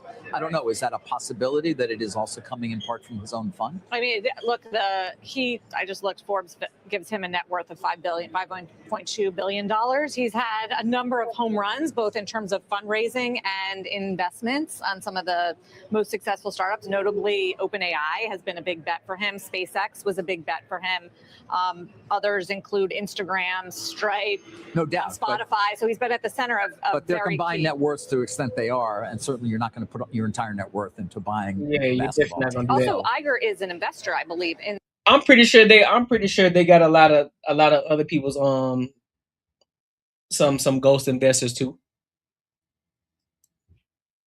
who got their hand in the deal. They're gonna be paying some people on the back end. Come on, couple of loan sharks to make that investment. Oh yeah, 100%, 100%. In Thrive, Yes, he is. And he works with him as well. And also when he, in between his last two Disney CEO stints, he was at Thrive. Yeah, spent some time there as well. Very close. Certainly hope to get a little more information around the financing of the actual $12 billion, Carl, which is just a stunning number. It is stunning. Thanks to Vital Knowledge, Bus buys the Lakers, the Forum, and the Kings in '79 for $67 million. But that only works out to about 11-12% annual Is that gain. all? Yeah. Would have been, not bad. in stocks. Not bad. Yeah. I don't know what the S&P is in '79, but that's interesting. Man, there's definitely some third party people that they reaching out to make that play happen. That's exactly what's gonna happen. They're gonna be on some people, but that's another record broken in regards to how much a franchise costs. And I'm pretty sure other companies gonna be evaluated at the same. Somebody gonna be paying another egregious amount for a franchise as well. So the price of the brick has gone up and is gonna continue to keep going up 1,000%. But if you gain any value from this video, make sure you like, comment, and subscribe. Make sure you share this with your family and friends. Also, if you want to become part of the Free Agent Society, make sure you tap into the Patreon, my good people. Listen, if you enjoyed this video, be sure to check out either of these two videos right here. And make sure you share this post with your friends and your family. Yes, sirski. Yes, sirski. Yes, sir. Let me read this super chat right fast. Yeah, you right, man. Making money is me, man. 10 years, man, you're gonna have matching Benzes. 10 years, Thinking more like 10 days, man. 10 days.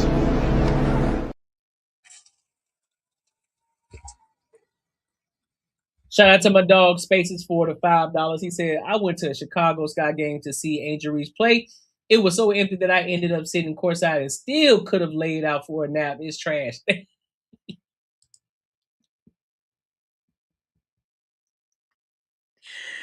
Oh my God. I'm telling you, bro.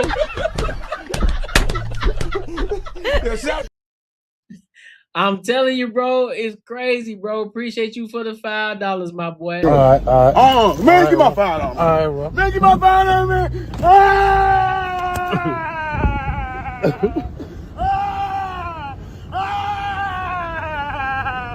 Give my $5. Give my $5. Appreciate you for showing love to the platform, my dog. Let's see what we got. What we got next? What do we have cooking?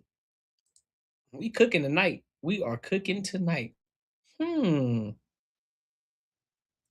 Interesting. I want to go. You know what? I think we can finish off. We can finish off on this topic tonight. Let me see. Do I got anything on this one over here?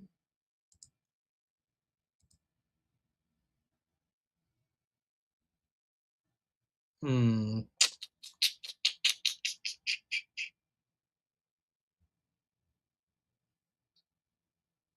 know what? Damn, these are all good topics.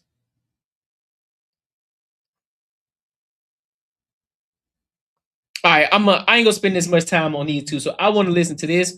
Then I'm gonna listen to these other two videos real quick. So there's this guy. He said that he's going no contact with his parents, and I'm just kind of curious of what he has to say about it. So we're gonna give our thoughts and our opinions, and then we're gonna rock out. All right, so let's get to it.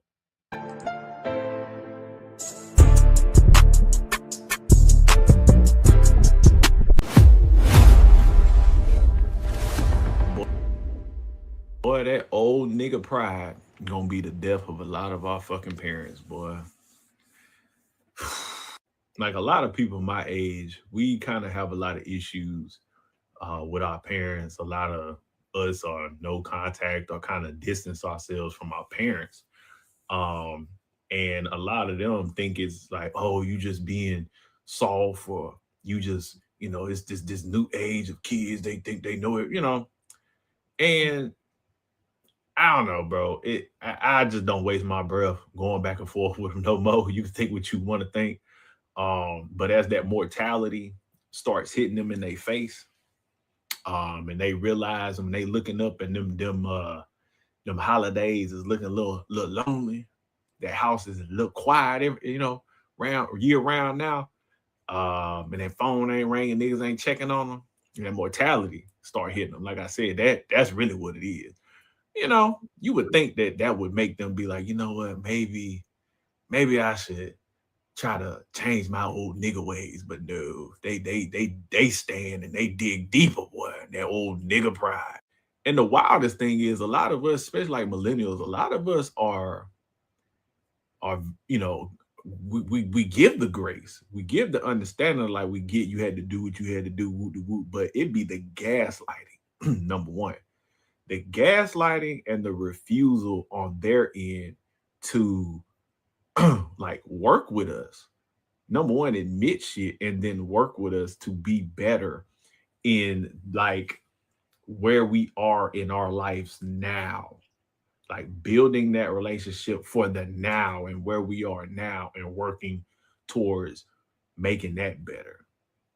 But that would mean they would have to put their pride to the side. And that nigga pride is strong, but it's like a parasite in these motherfuckers' brain. That's what because a lot of them still look at us as those kids, right? Like, and we know how a lot of us grew up with, just expressing how you felt was disrespect. But see, now we grown ass men and women, and it's like you express yourself, and in their head, it's like you still their child, you still their kid, you disrespecting me. You know what I'm saying? And a lot of them never really built that relationship with us. So it's like nah, I can't accept that. I'm not. I don't know, man. I'm on the fence about that, man. Just because, again, yeah, some parents they did what they could. They only raised you how they probably were raised as well, and that's cool. But I think it's up to you as an adult at this point. It's like, all right, it's one of those things where, and this is how I look at it. This is how I look at it. If you already know your parents and you know how they are, right? You know how they gonna be. You know their thought processes. You've been around. You know them just as much as they know you for this part. You know how they're gonna act. You know how they're gonna respond to certain things. So I'm not focused on that. I'm just focusing on chilling. I'm focusing on having a good time. I'm focusing on kicking it with my parents because guess what? There are people out here today, regardless of how stubborn the parents are, because I'm a millennial as well. Regardless of how stubborn the parents are, man, you just gotta treat it like their kids at this point. It's like, all right, listen, man, they gonna think the way that they want to think. I'm not tripping. I love my parents. I wouldn't change them for the world because I am who I am to this day. Regardless of how bad you may think of a certain reason, you learn something from them. You learn something. You became a great individual for a reason. Regardless of how they love you, or you think that they didn't love you the way that you needed to be loved, whatever it is that you think, move all that BS to the side. Listen, if my parents didn't come up here to visit me, guess what? I'll be trying to go down there and kick it with them all the time because I don't care what nobody says. Everybody wish that they can go kick it with their parents. Because when that time comes and life is gonna hit everybody, you're gonna be like, dang, man, I wish I can hit up my mom's, or I wish I can hit up my dad, man. I wish I could just kick it with him, man. Just sit back, have a drink with him, like kick it, man. I don't care about all that other BS that's going on in the world right now. I don't care, dog. I just want to feel that presence with my family member. All that other BS that y'all upset about, let go of that, man. Let go of that junk, dog. Let go of it. It's over. You too grown. You too grown to still be traumatized about what happened to you as a kid. You too grown. You got other things going on now. If you still letting that trauma fuel you, then you got another issue, man. You got to figure it out. You got to figure that out. But I also don't understand is why you getting online talking about what's going on in your life and talk about no contact with your parents. Why y'all getting online talking about that? I look at that as a personal thing. Come on, man. It's different when your parents cause issues every single time you try to show love and reach. That's fair. Listen, that's what I'm saying. That's what I'm saying. I'm on the fence about it because there are serious situations where it's like, man, you would just effed up as a parent. I get it. There are some situations like that, but then there are also some situations where the parents did the best as they could. They try to give you the best life they possibly could, but then some people still find an issue with. I'm like, man, get out of here. You cannot know what you don't know. Everyone needs a functional psychology toolbox to be socially inaugurated. He said, I even prayed about this in my own personal situation. I feel it. You can be 30 but have a mentality of that's a fact. That's a fact. You can be 30 with the mind of a 12-year-old. You can be 50 with the mind of a 22-year-old. Yep, that's a fact. You disrespect. And you know, back then they ain't apologize. They just, do some shit. They make you hungry? Nah, bro. Nah. Like we grown now. You gonna have to take this accountability or get the fuck on. And see like that right there. I already know how to. If you already know how your parents operate, man, listen. You know how to listen, man. This is what I'm talking about. Y'all be making issues for no reason. No, you gonna take this accountability. Listen, if you already know how they are and you know how they apologize, because everybody doesn't apologize the same way. We know that some people are stubborn. Some people, it's hard for them to say, man, oh, my bad, man, I'm sorry. But in other ways, they apologize a different way. It's like, hey, listen, you trying to go get some grub, or you trying to whatever that looks like. It's an apology. So you got to be able to sift through the BS I'm like, all right, I get it. This is when every time they do something that they know they were wrong on, then they come and offer me to go get some food or something like that. You know what I'm saying? And so that's what you got to be able to be. That's what you have to be able to be emotionally, I guess you could say emotionally intelligent. And like, all right, you know what? That's their apology. I'm with that. I got you. So that's their apology. Because listen, bro, our parents ain't perfect. They're not. They're not. They're not. Then they never will be. They're never perfect. And we aren't perfect either. We weren't always the best kids. Let's be 110% honest. We probably drove them up the wall too. But you only looking at it from your experience as a kid. Like, oh man, I was a kid. I was just only a kid. No, you was running the muck as a 10-year-old. You thought you was being a good kid, and you was out there being annoying as hell. Breaking things, messing things up, getting in trouble, doing things that you weren't supposed to be doing, having your parents spend money for no reason because you wanted to act a fool. No, bro. A lot of y'all were menaces too as kids. Let's stop the BS. It ain't always the parents. Crazy thing is, a lot of us, even then, again, like I said, we'll give them that grace and be like, okay, mate, I'll accept you for the man or woman that you are. I know you're not gonna do X, Y, Z, but let's be better. You know what I'm saying? AKA, like, be better to your grandchildren. Okay. And they won't even do that.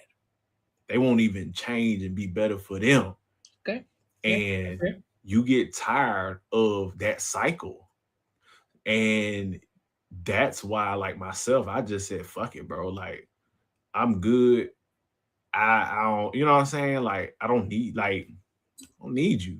Never needed you for anything, honestly, if we being, but that pride, boy, that shit is strong with them motherfuckers, especially that Gen X, boy. That shit is strong. Cause they ain't even got no money. So like most of them ain't even passing nothing down to us.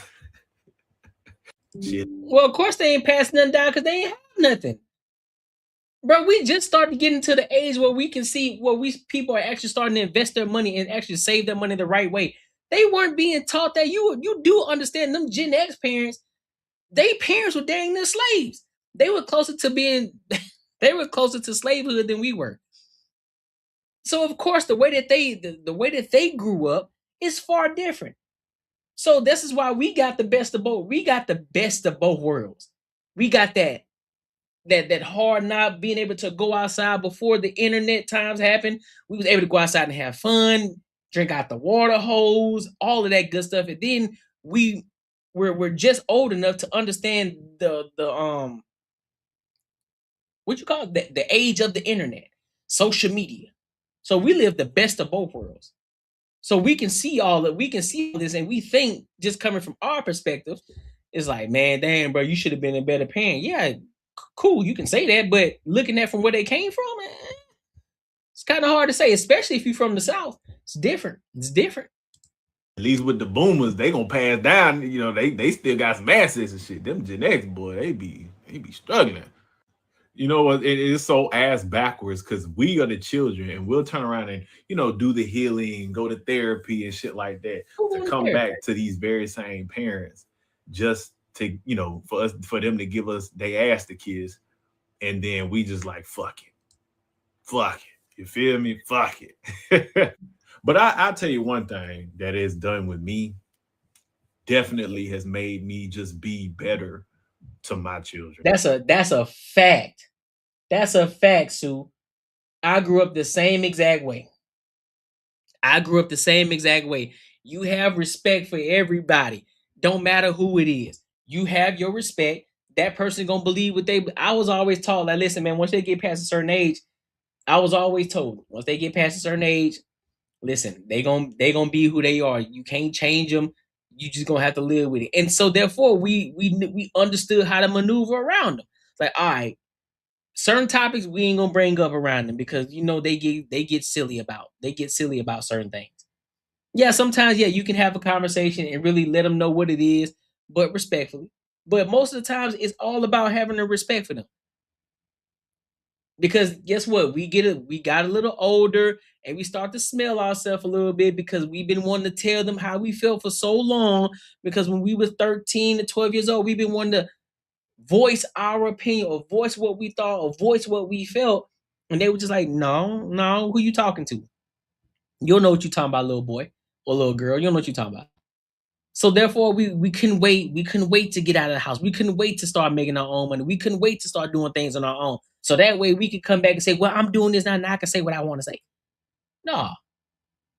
No. If you have real respect if you have real respect and true respect, you just let it be what it is. Yes, ma'am. No, ma'am. All right, cool, mom. What's up with it? And you don't care about the BS no more, man, because it's your parents.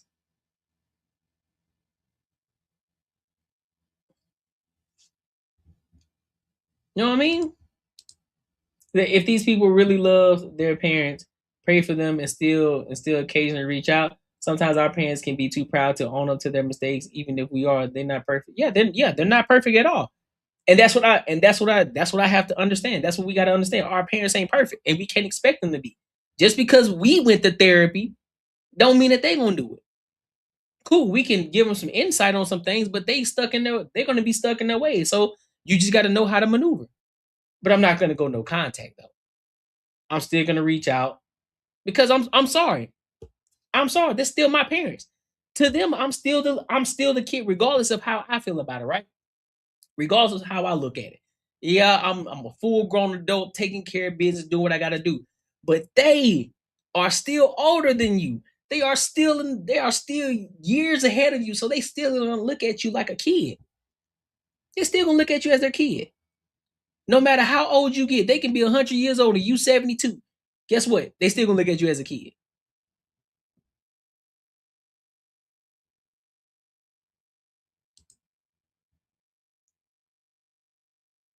Yeah. You know, And sometimes you gotta let them, and sometimes, you gotta let them change on their own. and breaking that bullshit and just being a better parent to my kids, because you don't have to just do what you was taught. You know how you felt as a child going through that and experiencing those things. So you don't have to repeat that shit to your children. You might not know the direct path, but I don't need to do that shit. And so you should do the opposite at bare minimum and then better figure out the rest. Is there anybody out there who got divorced and Yeah, I mean, there are some parts in there I agree with, but ultimately though, it is what it is, bro. It is what it is, bro. Don't get so caught up in your own high horse and your own BS because you feel some type of way of how you were treated as a kid and your parents don't want to do certain things or they don't want to improve themselves. Listen, they 60 some years old. They just seen a lot of things in life, man. They done seen a lot of things in life. And if you live so far, and if you live so far away from your parents because you wanted to get away so bad, I personally believe, and this is just me. This is just me. I personally believe you need to do more of the reaching out. Because if you want your kids to know to know the grandmother, to know their grandfather, they need to be reaching out and calling them. Hey, grandmama. Hey, granddaddy. On every occasion, you need to let them know who they are. Even if you got to take that trip, take the trip. Go. Do what you got to do. So that way they can at least acknowledge and know who they are, regardless of if you don't want them to take their beliefs and you don't want them to grow up like them. That's cool. And I get that and I understand that because guess what? If you've already built the foundation around your children anyway, they won't pick up on a lot of that stuff. You still the kid, regardless of how old you are. You still the kid, big dog. You're still the kid. You're still their child. And you can't ask for another parent. You can't ask for nobody else. You only get one parent. So therefore, you got to make do with what you got. Make do with the cards that you are dealt with and maneuver accordingly. Simple as that. Simple as that. But make sure you like, comment, and subscribe for the algorithm, and make sure you hit the bell notification. Listen, if you enjoyed this video, be sure to check out either of these 2 videos right here. And make sure you share this post with your friends and your family. Cool, cool. Oh, I got one more topic I want to talk about. Yes, humility is definitely such a blessing. I 110% agree, Sue. 1010%. I got another topic I want to talk about though, but this time I want to get into influencers. I want to get into the influencer topic, how these are 3 different videos that we're going to play. So they're basically saying that influencers are going broke or they're not making as much money as we think that they are. So I want to get into it and I want to assess it. I want to analyze it. And then we're going to give our thoughts and our opinions. So let's go ahead and rock out.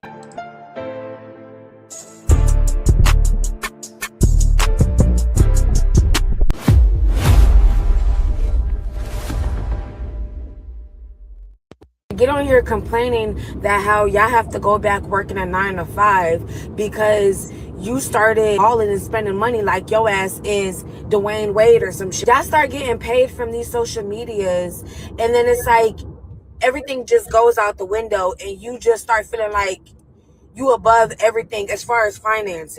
Why, if you starting to get a $4,000 check, you think, oh, let me go get me a high rise in an expensive ass city that you probably paying close to that 4,000 check that you're getting or more, trying to keep up with the Joneses.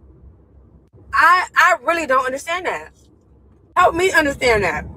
This girl just got on here talking about how she was making $60,000 from TikTok. I think that's a lot of damn money for each month. How do you blow that much money? And now you're talking about now you got to go back working a 9 to 5. Are y'all just dumb? Are y'all dumb? How hard is it to stay down until you can stack up some extra money? Like, and nobody's saying not to go, get you a new car, say if you don't got no car. Or go get you a used car because your car that you got is not properly working. Nobody's saying not to do those things or to go and put yourself in a better living situation. But it's like y'all get this extra little bit of money and y'all think y'all just overly rich now. Like, and then when shit starts slowing down, y'all looking like, who the fuck done did it? You did it. Yeah, who the fuck did it? You did it. I say all that to say, y'all get on here and be fumbling hella bags. Hella bags. And it be pissing me off because certain opportunities was given to the right people. Motherfuckers ain't fumbling that. They not. But y'all, especially in this economy, I don't know what the hell y'all be thinking. Listen, bro. Listen. I am in 110% agreement with what she's talking about. There's a slight little piece though. There's a slight little piece I'm a address though. But ultimately though, I definitely agree with her. I definitely believe that if you're making extra money, and this is why I definitely don't mind telling people I work a 9 to 5. The reason being is because now you understand like this, I can build something while building something. I can build something on the side while still making sure the bills are taken care of, right? I can still do that. But here's the issue. A lot of people take that extra money and they start blowing it. They start spending it on BS. Instead of taking that extra money, you can do one of the 2 things. You can take 10% of what you can take 10% of what you're making. Take 10% and you can use that for play money. Like, all right, listen, I'm making a little bit of extra money. I want to go mess around a little bit. Take 10% of it, go have fun. Right? Now, next, what you can do next is take another 30%. Take another 30% and you invest that money. You should get a brokerage account. Invest that money into your brokerage account. Because guess what? You do not want to blow that money. You want to save money. You want to stack your bread over time. So therefore, if you already have money going into your brokerage account from your job, that automatically goes into your account because you're paying yourself, correct? Yep, that's what you're supposed to be doing. You take that money and guess what? Guess what you do? You take that money and you invest it. Now you're making money over here from your side hustle or your side quest You take 30% out of that, and you have money going into that as well, which you can do your Roth IRA, you can do your 401k, or you can find a certain ETF. If you don't understand stocks, you can find an ETF to put money into. The SPY 500 is an easy place to go into, right? Boom. Now you're saving your money. Now you're investing your money over time. Now you take the rest and you start paying down your debt if you have it. You start using the rest, paying off debt. Like, all right, we got extra. Let's start paying this debt off. Throwing money at it. Don't worry about trying to improve your lifestyle wherever you are right now. Wherever you are right now, don't improve your lifestyle. Take care of all the things you need to take care of. Start paying debt down. Boom, boom, boom, boom, boom, boom, boom. Don't upgrade your lifestyle for nothing. Once all the debt is paid off, guess what? Now you have freed up some more money. Don't leave your job yet. You freed up some money. So now you can take more money and start investing more money into your brokerage account. Boom. You start stacking bread over time because you want a 3 exit, 5 exit, 10 exit. So that way you're straight. So when you do actually decide to leave your job, you're squared away. You don't have to worry about it. You're good. You're solid. You can still maintain a lifestyle without a job. That's the ultimate point. You said too late. But see, you rich money over there. So it's different. It's different for you, big dog. You rich money. See, they be talking about me 12-foot ceilings. That's you. But that's what you're supposed to do. And then once you get to a point, now you're set, you're squared away. Your money is set back. You don't have any debt. Now you can just continue to build on top of that and compound that over time. Continue to keep investing your money because now you're making money. And now on top of that, because you've been focusing on building that side quest, you should be making more money now. So now you're able to continue to keep investing, boom, boom, boom, taking your 10%, having fun with that money, living off that 10%, and investing the rest. Which it'll be easier to grow that money because now you don't have debt. And now your money just accumulating over time. Boom, boom, boom.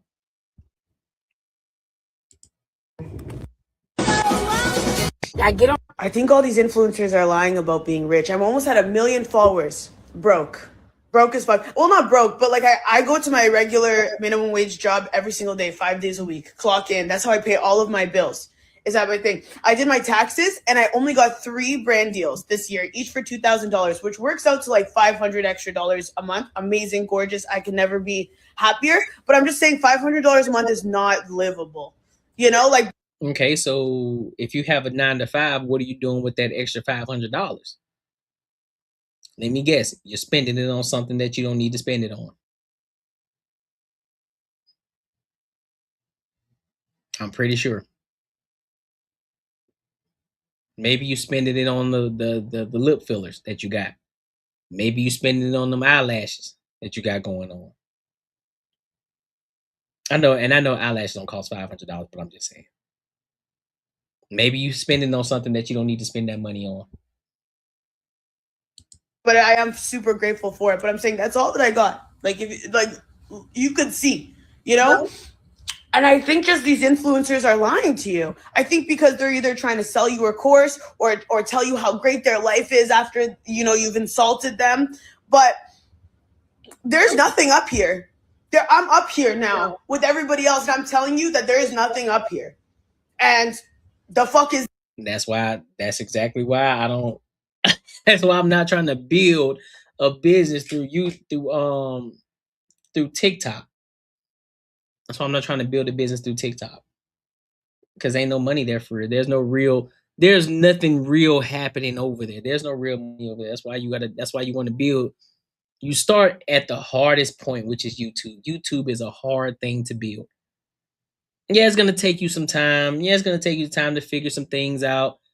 Yeah, it's gonna be harder to get the views. Yeah, it's gonna be harder to figure out how to actually operate. But hey, once you master it, once you figure things out, I'm telling you, it's a lot of money over here. You know how many times I've adjusted to really get this thing down, and I still haven't gotten it all the way down. Still haven't gotten it all the way down. But just understand this. I'm just gonna give y'all a little piece of advice. I talk about this. I'm actually gonna make another video on the Patreon too, or some updates that I have done to make sure that I optimize my channel as much as I possibly can to get to a higher bag, right? And for those of y'all who pay attention to the channel, I'm pretty sure that y'all see. And for those of y'all who know, you know. But I've made some changes to the channel to improve not only the aesthetics of it, but also to gauge a higher RPM, to gauge a higher CPM. And I can talk again, I can talk about that in the Patreon. Link is in the description. Just understand this. If you don't know anything about YouTube, if you don't understand how people actually make money, now of course you make money through super chats, you make money through brand deals and sponsorships, but another thing as well is the AdSense. And all ads are not created equal. That's all I'm gonna tell you. All ads are not created equal. That's all I'm gonna give you right now. That's all I'm gonna give you. If you want the rest, tap into the Patreon. All right. Did y'all see that video of that girl asking how all the OG influencers were making $30,000 to $50,000 a month and now they're broke and e-begging on TikTok? Like, what happened to all that money? So as somebody who accumulated yes, you over do. 2.5 million subscribers on YouTube back in 2015, and I was literally living in LA, so I witnessed a lot of this, I'm going to give you guys the breakdown on what happened with that money. I can't speak for everybody, obviously, but just what I've seen. When I moved out there, I thought I was pushing it with my $2,000 one-bedroom apartment, but I had people living in the same building, just at the top floor. I was on the third floor, but they were at the top floor paying $20,000 a month. And then I had some friends that lived in mansions just for the sole purpose of wanting to be able to throw parties and have people come over and make content in there. Literally paying people's yearly salaries, like $30,000, $40,000 a month just to rent this huge house. So for those of you that were also wondering, like, why do a lot of these influencers have big houses, but they're fucking empty? Not even joking, to get some good quality furniture in there, it's going to cost you like $500,000. And don't even get me started on their Uber ego. It's like people reach a certain amount of followers and all of a sudden they can't use Uber X. Ew, we can't pull up to this party in a Prius. Order an Uber Black. Why would we spend $250 to pull up to a party when we could spend $19.99? Half the cars that you see these people whipping around are rentals, and they're spending like $300, $500 a day just to whip it around and try to act like there's somebody they're not. Babe, just because you hit 200K doesn't mean you need to go and get a C300 for Mercedes. Like, it's okay. You can drive your paid off Toyota. Maybe 1 out of 10 of my friends actually cooked their meals at home. Everybody was constantly going out to eat or hiring private chefs. Man, listen, bro. See, that's what I'm saying. They just buy it. That's what I'm saying. Everybody up here talking about, oh, it's inflation. Inflation. It's because of it's because of Trump is why the reason why we can't afford gas. It's because this is why we can't afford to buy milk and eggs. And I only buy 5 things and it costs me $200. Where? Look what y'all are buying. Look what y'all spending y'all money on. You buying mansions, $20,000 a month? For what? You can't even put furniture in it. Just to create content. Man, you better get out of my face. So you can live a lie? So you can live a lie. So now you gotta work yourself half to death just to keep up with the Joneses, because guess what? The moment that you fall off, the moment that you say, you know what, let me get my life together and let me go back to work. Let me go get a job. Now they finna be clowning you. Oh, you were talking about you were doing it. You was driving Lamborghinis. Now you should be driving a Toyota Camry. Instead, you could take that money, you can invest that money, take that money and stack your bread up. So therefore, if a situation comes where you may have to take a break from YouTube, you straight. You like, man, shit, I'm good for real. Like, I really don't have to. I can live off the rest of my videos and I be straight. I make 6 figures a month off my videos. You get to that point, you straight. But y'all being dumb for the attention and clout. Listen, bro, I'd rather have the money than fake like I got it. I'd rather pull up in some normal, and know that I got it and be like, shit, I'm chilling, having a good time versus the people over there who trying to fake it, who are trying to fake it till they make it, doing everything they can to make it seem as if they well taken care of and they struggling. Account in a negative. Nah, pimp, I ain't with it. I ain't with it. I'm not. When you start making all this money, a lot of people tend to forget that it might stop one day. So they're still going on these expensive vacations, buying all this designer, even if it's starting to dwindle, because they literally got used to that lifestyle. Girl, when I tell you, the second I had enough money to buy a property, I bought one. I could only tell so many story times and do so many get ready with me's before people fucking lose interest, okay? I had to be realistic about it. But I could see how most 21-year-olds are not thinking. Yeah, because don't nobody want to hear you get ready with me all the time. Don't nobody want to hear your TikToks, man. You ain't the things that y'all are talking about right now. This is why I like doing what I do, right? Because there's always going to be something to talk about, correct? That's one thing. Two, the information that's being given is coming from my perspective, but also there's a lesson that can be learned in the conversation. I told everybody from the jump when I first started my YouTube channel, I wanted everybody to see the growth in real time. I wanted everybody to see me from the first video, and I wanted them to see me grow over time. How I improved. I didn't come out the gate talking about, oh, bro, I'm a millionaire, I'm making bread. Nope. I got a 9 to 5 just like the regular individual. I'm telling y'all, I'm building something. That's what I'm doing. I've been building. And then building don't stop. And then once this building is a well-oiled machine, guess what? We still gonna continue to keep building this, and we're gonna build other things, and then we're gonna take other ventures. We're gonna invest in other things, so that way the money can continue to keep growing. That way we continue to keep building. We ain't just gonna stop. Like, oh snap, bro, we here now. We making this type of money. That don't mean we gonna stop. That don't mean we gonna kick our feet up. We gonna keep working.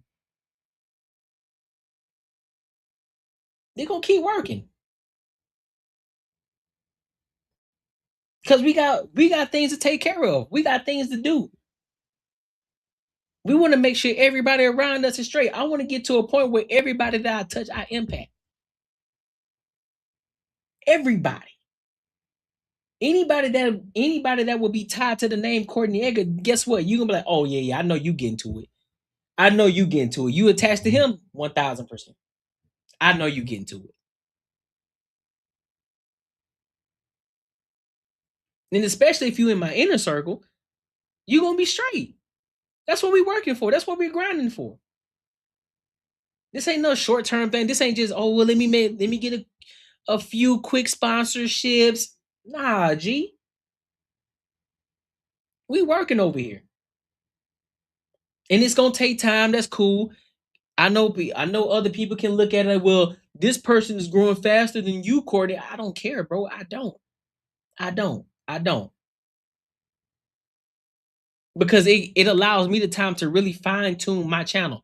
It really helps me to really see what's going on, what really works. So that way I can truly gauge what works and what don't work. I can truly gauge and be like, you know what, that one gonna hit. Or this one not gonna hit. Based off of the analytics and what I see. Being able to gauge how much money I know I'm gonna make off the rip. That's the point that we're trying to get to. Where I'll get to the point where I'm able to teach everybody, right? I want to be able to make millionaires out of everybody else. That's the point I want to get to. Because I've fine-tuned mine so much to the point it's easy for me to do it. I can teach somebody else how to do it in a time faster than me. That's the point I want to get to. So I don't mind it going slow. I don't care about everybody else who then jumped up to 20K in 30 days. That's great for them. That's phenomenal. I hope they're doing wonderful. Hope they're doing great. But that don't stop nothing over here. Feel me? About that. More or less, a lot of these people ran through their money trying to look cool. That's it. And now they're begging for galaxies and cowboy hats. Yep. Galaxies and cowboy hats. That's a fact. You see everybody on TikTok doing them live streams, doing the what you call it, the let's battle. Man, heck no, I'm not doing that. That's why I got off TikTok. Like, man, I'm straight. I'm good on that. Yeah, because they think it's a get rich quick scheme. That's what they truly think it is. They think it's a get rich quick scheme, and they don't understand the building phase of it. They don't understand how to build something. So I'm like, nah. But YouTube will humble you 1000%. Y'all already see what YouTube doing now.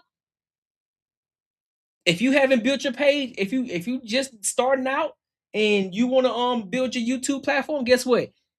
You better hurry up and do it now before February 1st. Because instead of 4,000 watch hours, it's gonna be 8,000 watch hours. So you better get to it now. If you've been waiting, you better start. You better start today. Better make your first video today and post it. For real. But hey, make sure you like, comment, and subscribe for the algorithm, and make sure you hit the bell notification. And if you gain any value from this video, make sure you share it with your family and your friends, my good people. Listen, if you enjoyed this video, be sure to check out either of these 2 videos right here. And make sure you share this post with your friends and your family. Hey, well, listen, figure it out. You got it. Get your own TV channel. There you go. That's the goal. I just want this to be I want the Courtney Iger show to be a network, man. I want all this to be a network. You know what I mean? I want a network. This is the platform, and then we turn it into a huge network. I love that. I'm telling you, man, I want my channel to be the place where people come to and they get put on. That's what I want. That's what I want my channel to be. Overall, it's like, oh, you go over to Courtney channel. Oh, you for sure finna grow. You for sure finna get put on. That's the type of channel that I want. That's the type of impact I want for people. Regardless of no matter what type of walk of life or what they got going on, if they come over to the Courtney Iger show, it's like, listen, you ain't doing nothing until you go over to the Courtney Iger show. Like, oh, word, I need to tap in with them. Yeah. That's what we need to be at. I'm bad for being taught I was watching more drunk people. Nah, man, you good, bro. Hey, if you have any of those videos, man, just send it to me in the Discord, bro. And I can react to them. Or we can react to them on the Banter and Barter show. You know what I'm saying? But yeah, man, tonight was fire. Tonight was good. I really enjoyed tonight, man. I be having fun doing this. Should be fun as hell. I ain't gonna lie to y'all, man. I appreciate y'all for kicking it with your boy tonight. These are shit ton. I'll send them to you. Yeah, for sure. Yeah, definitely send them to me, man. Yeah, if y'all got any videos, man, send them to me. If y'all want me to react to them in real time, you want to get my perspective on them, send them to me. But we said I have 100 scripts that need to come to life. Well, get to it. Get to it. Well, all right, my good people. I appreciate y'all for kicking it with your boy. Make sure y'all show love to the uploaded videos. Go hype them up. Go share them with your people. Let everybody know, hey, Courtney Iger show is the place to be. Go show them love. Go do all of that good stuff. And I appreciate y'all. And until next time, I'll holla.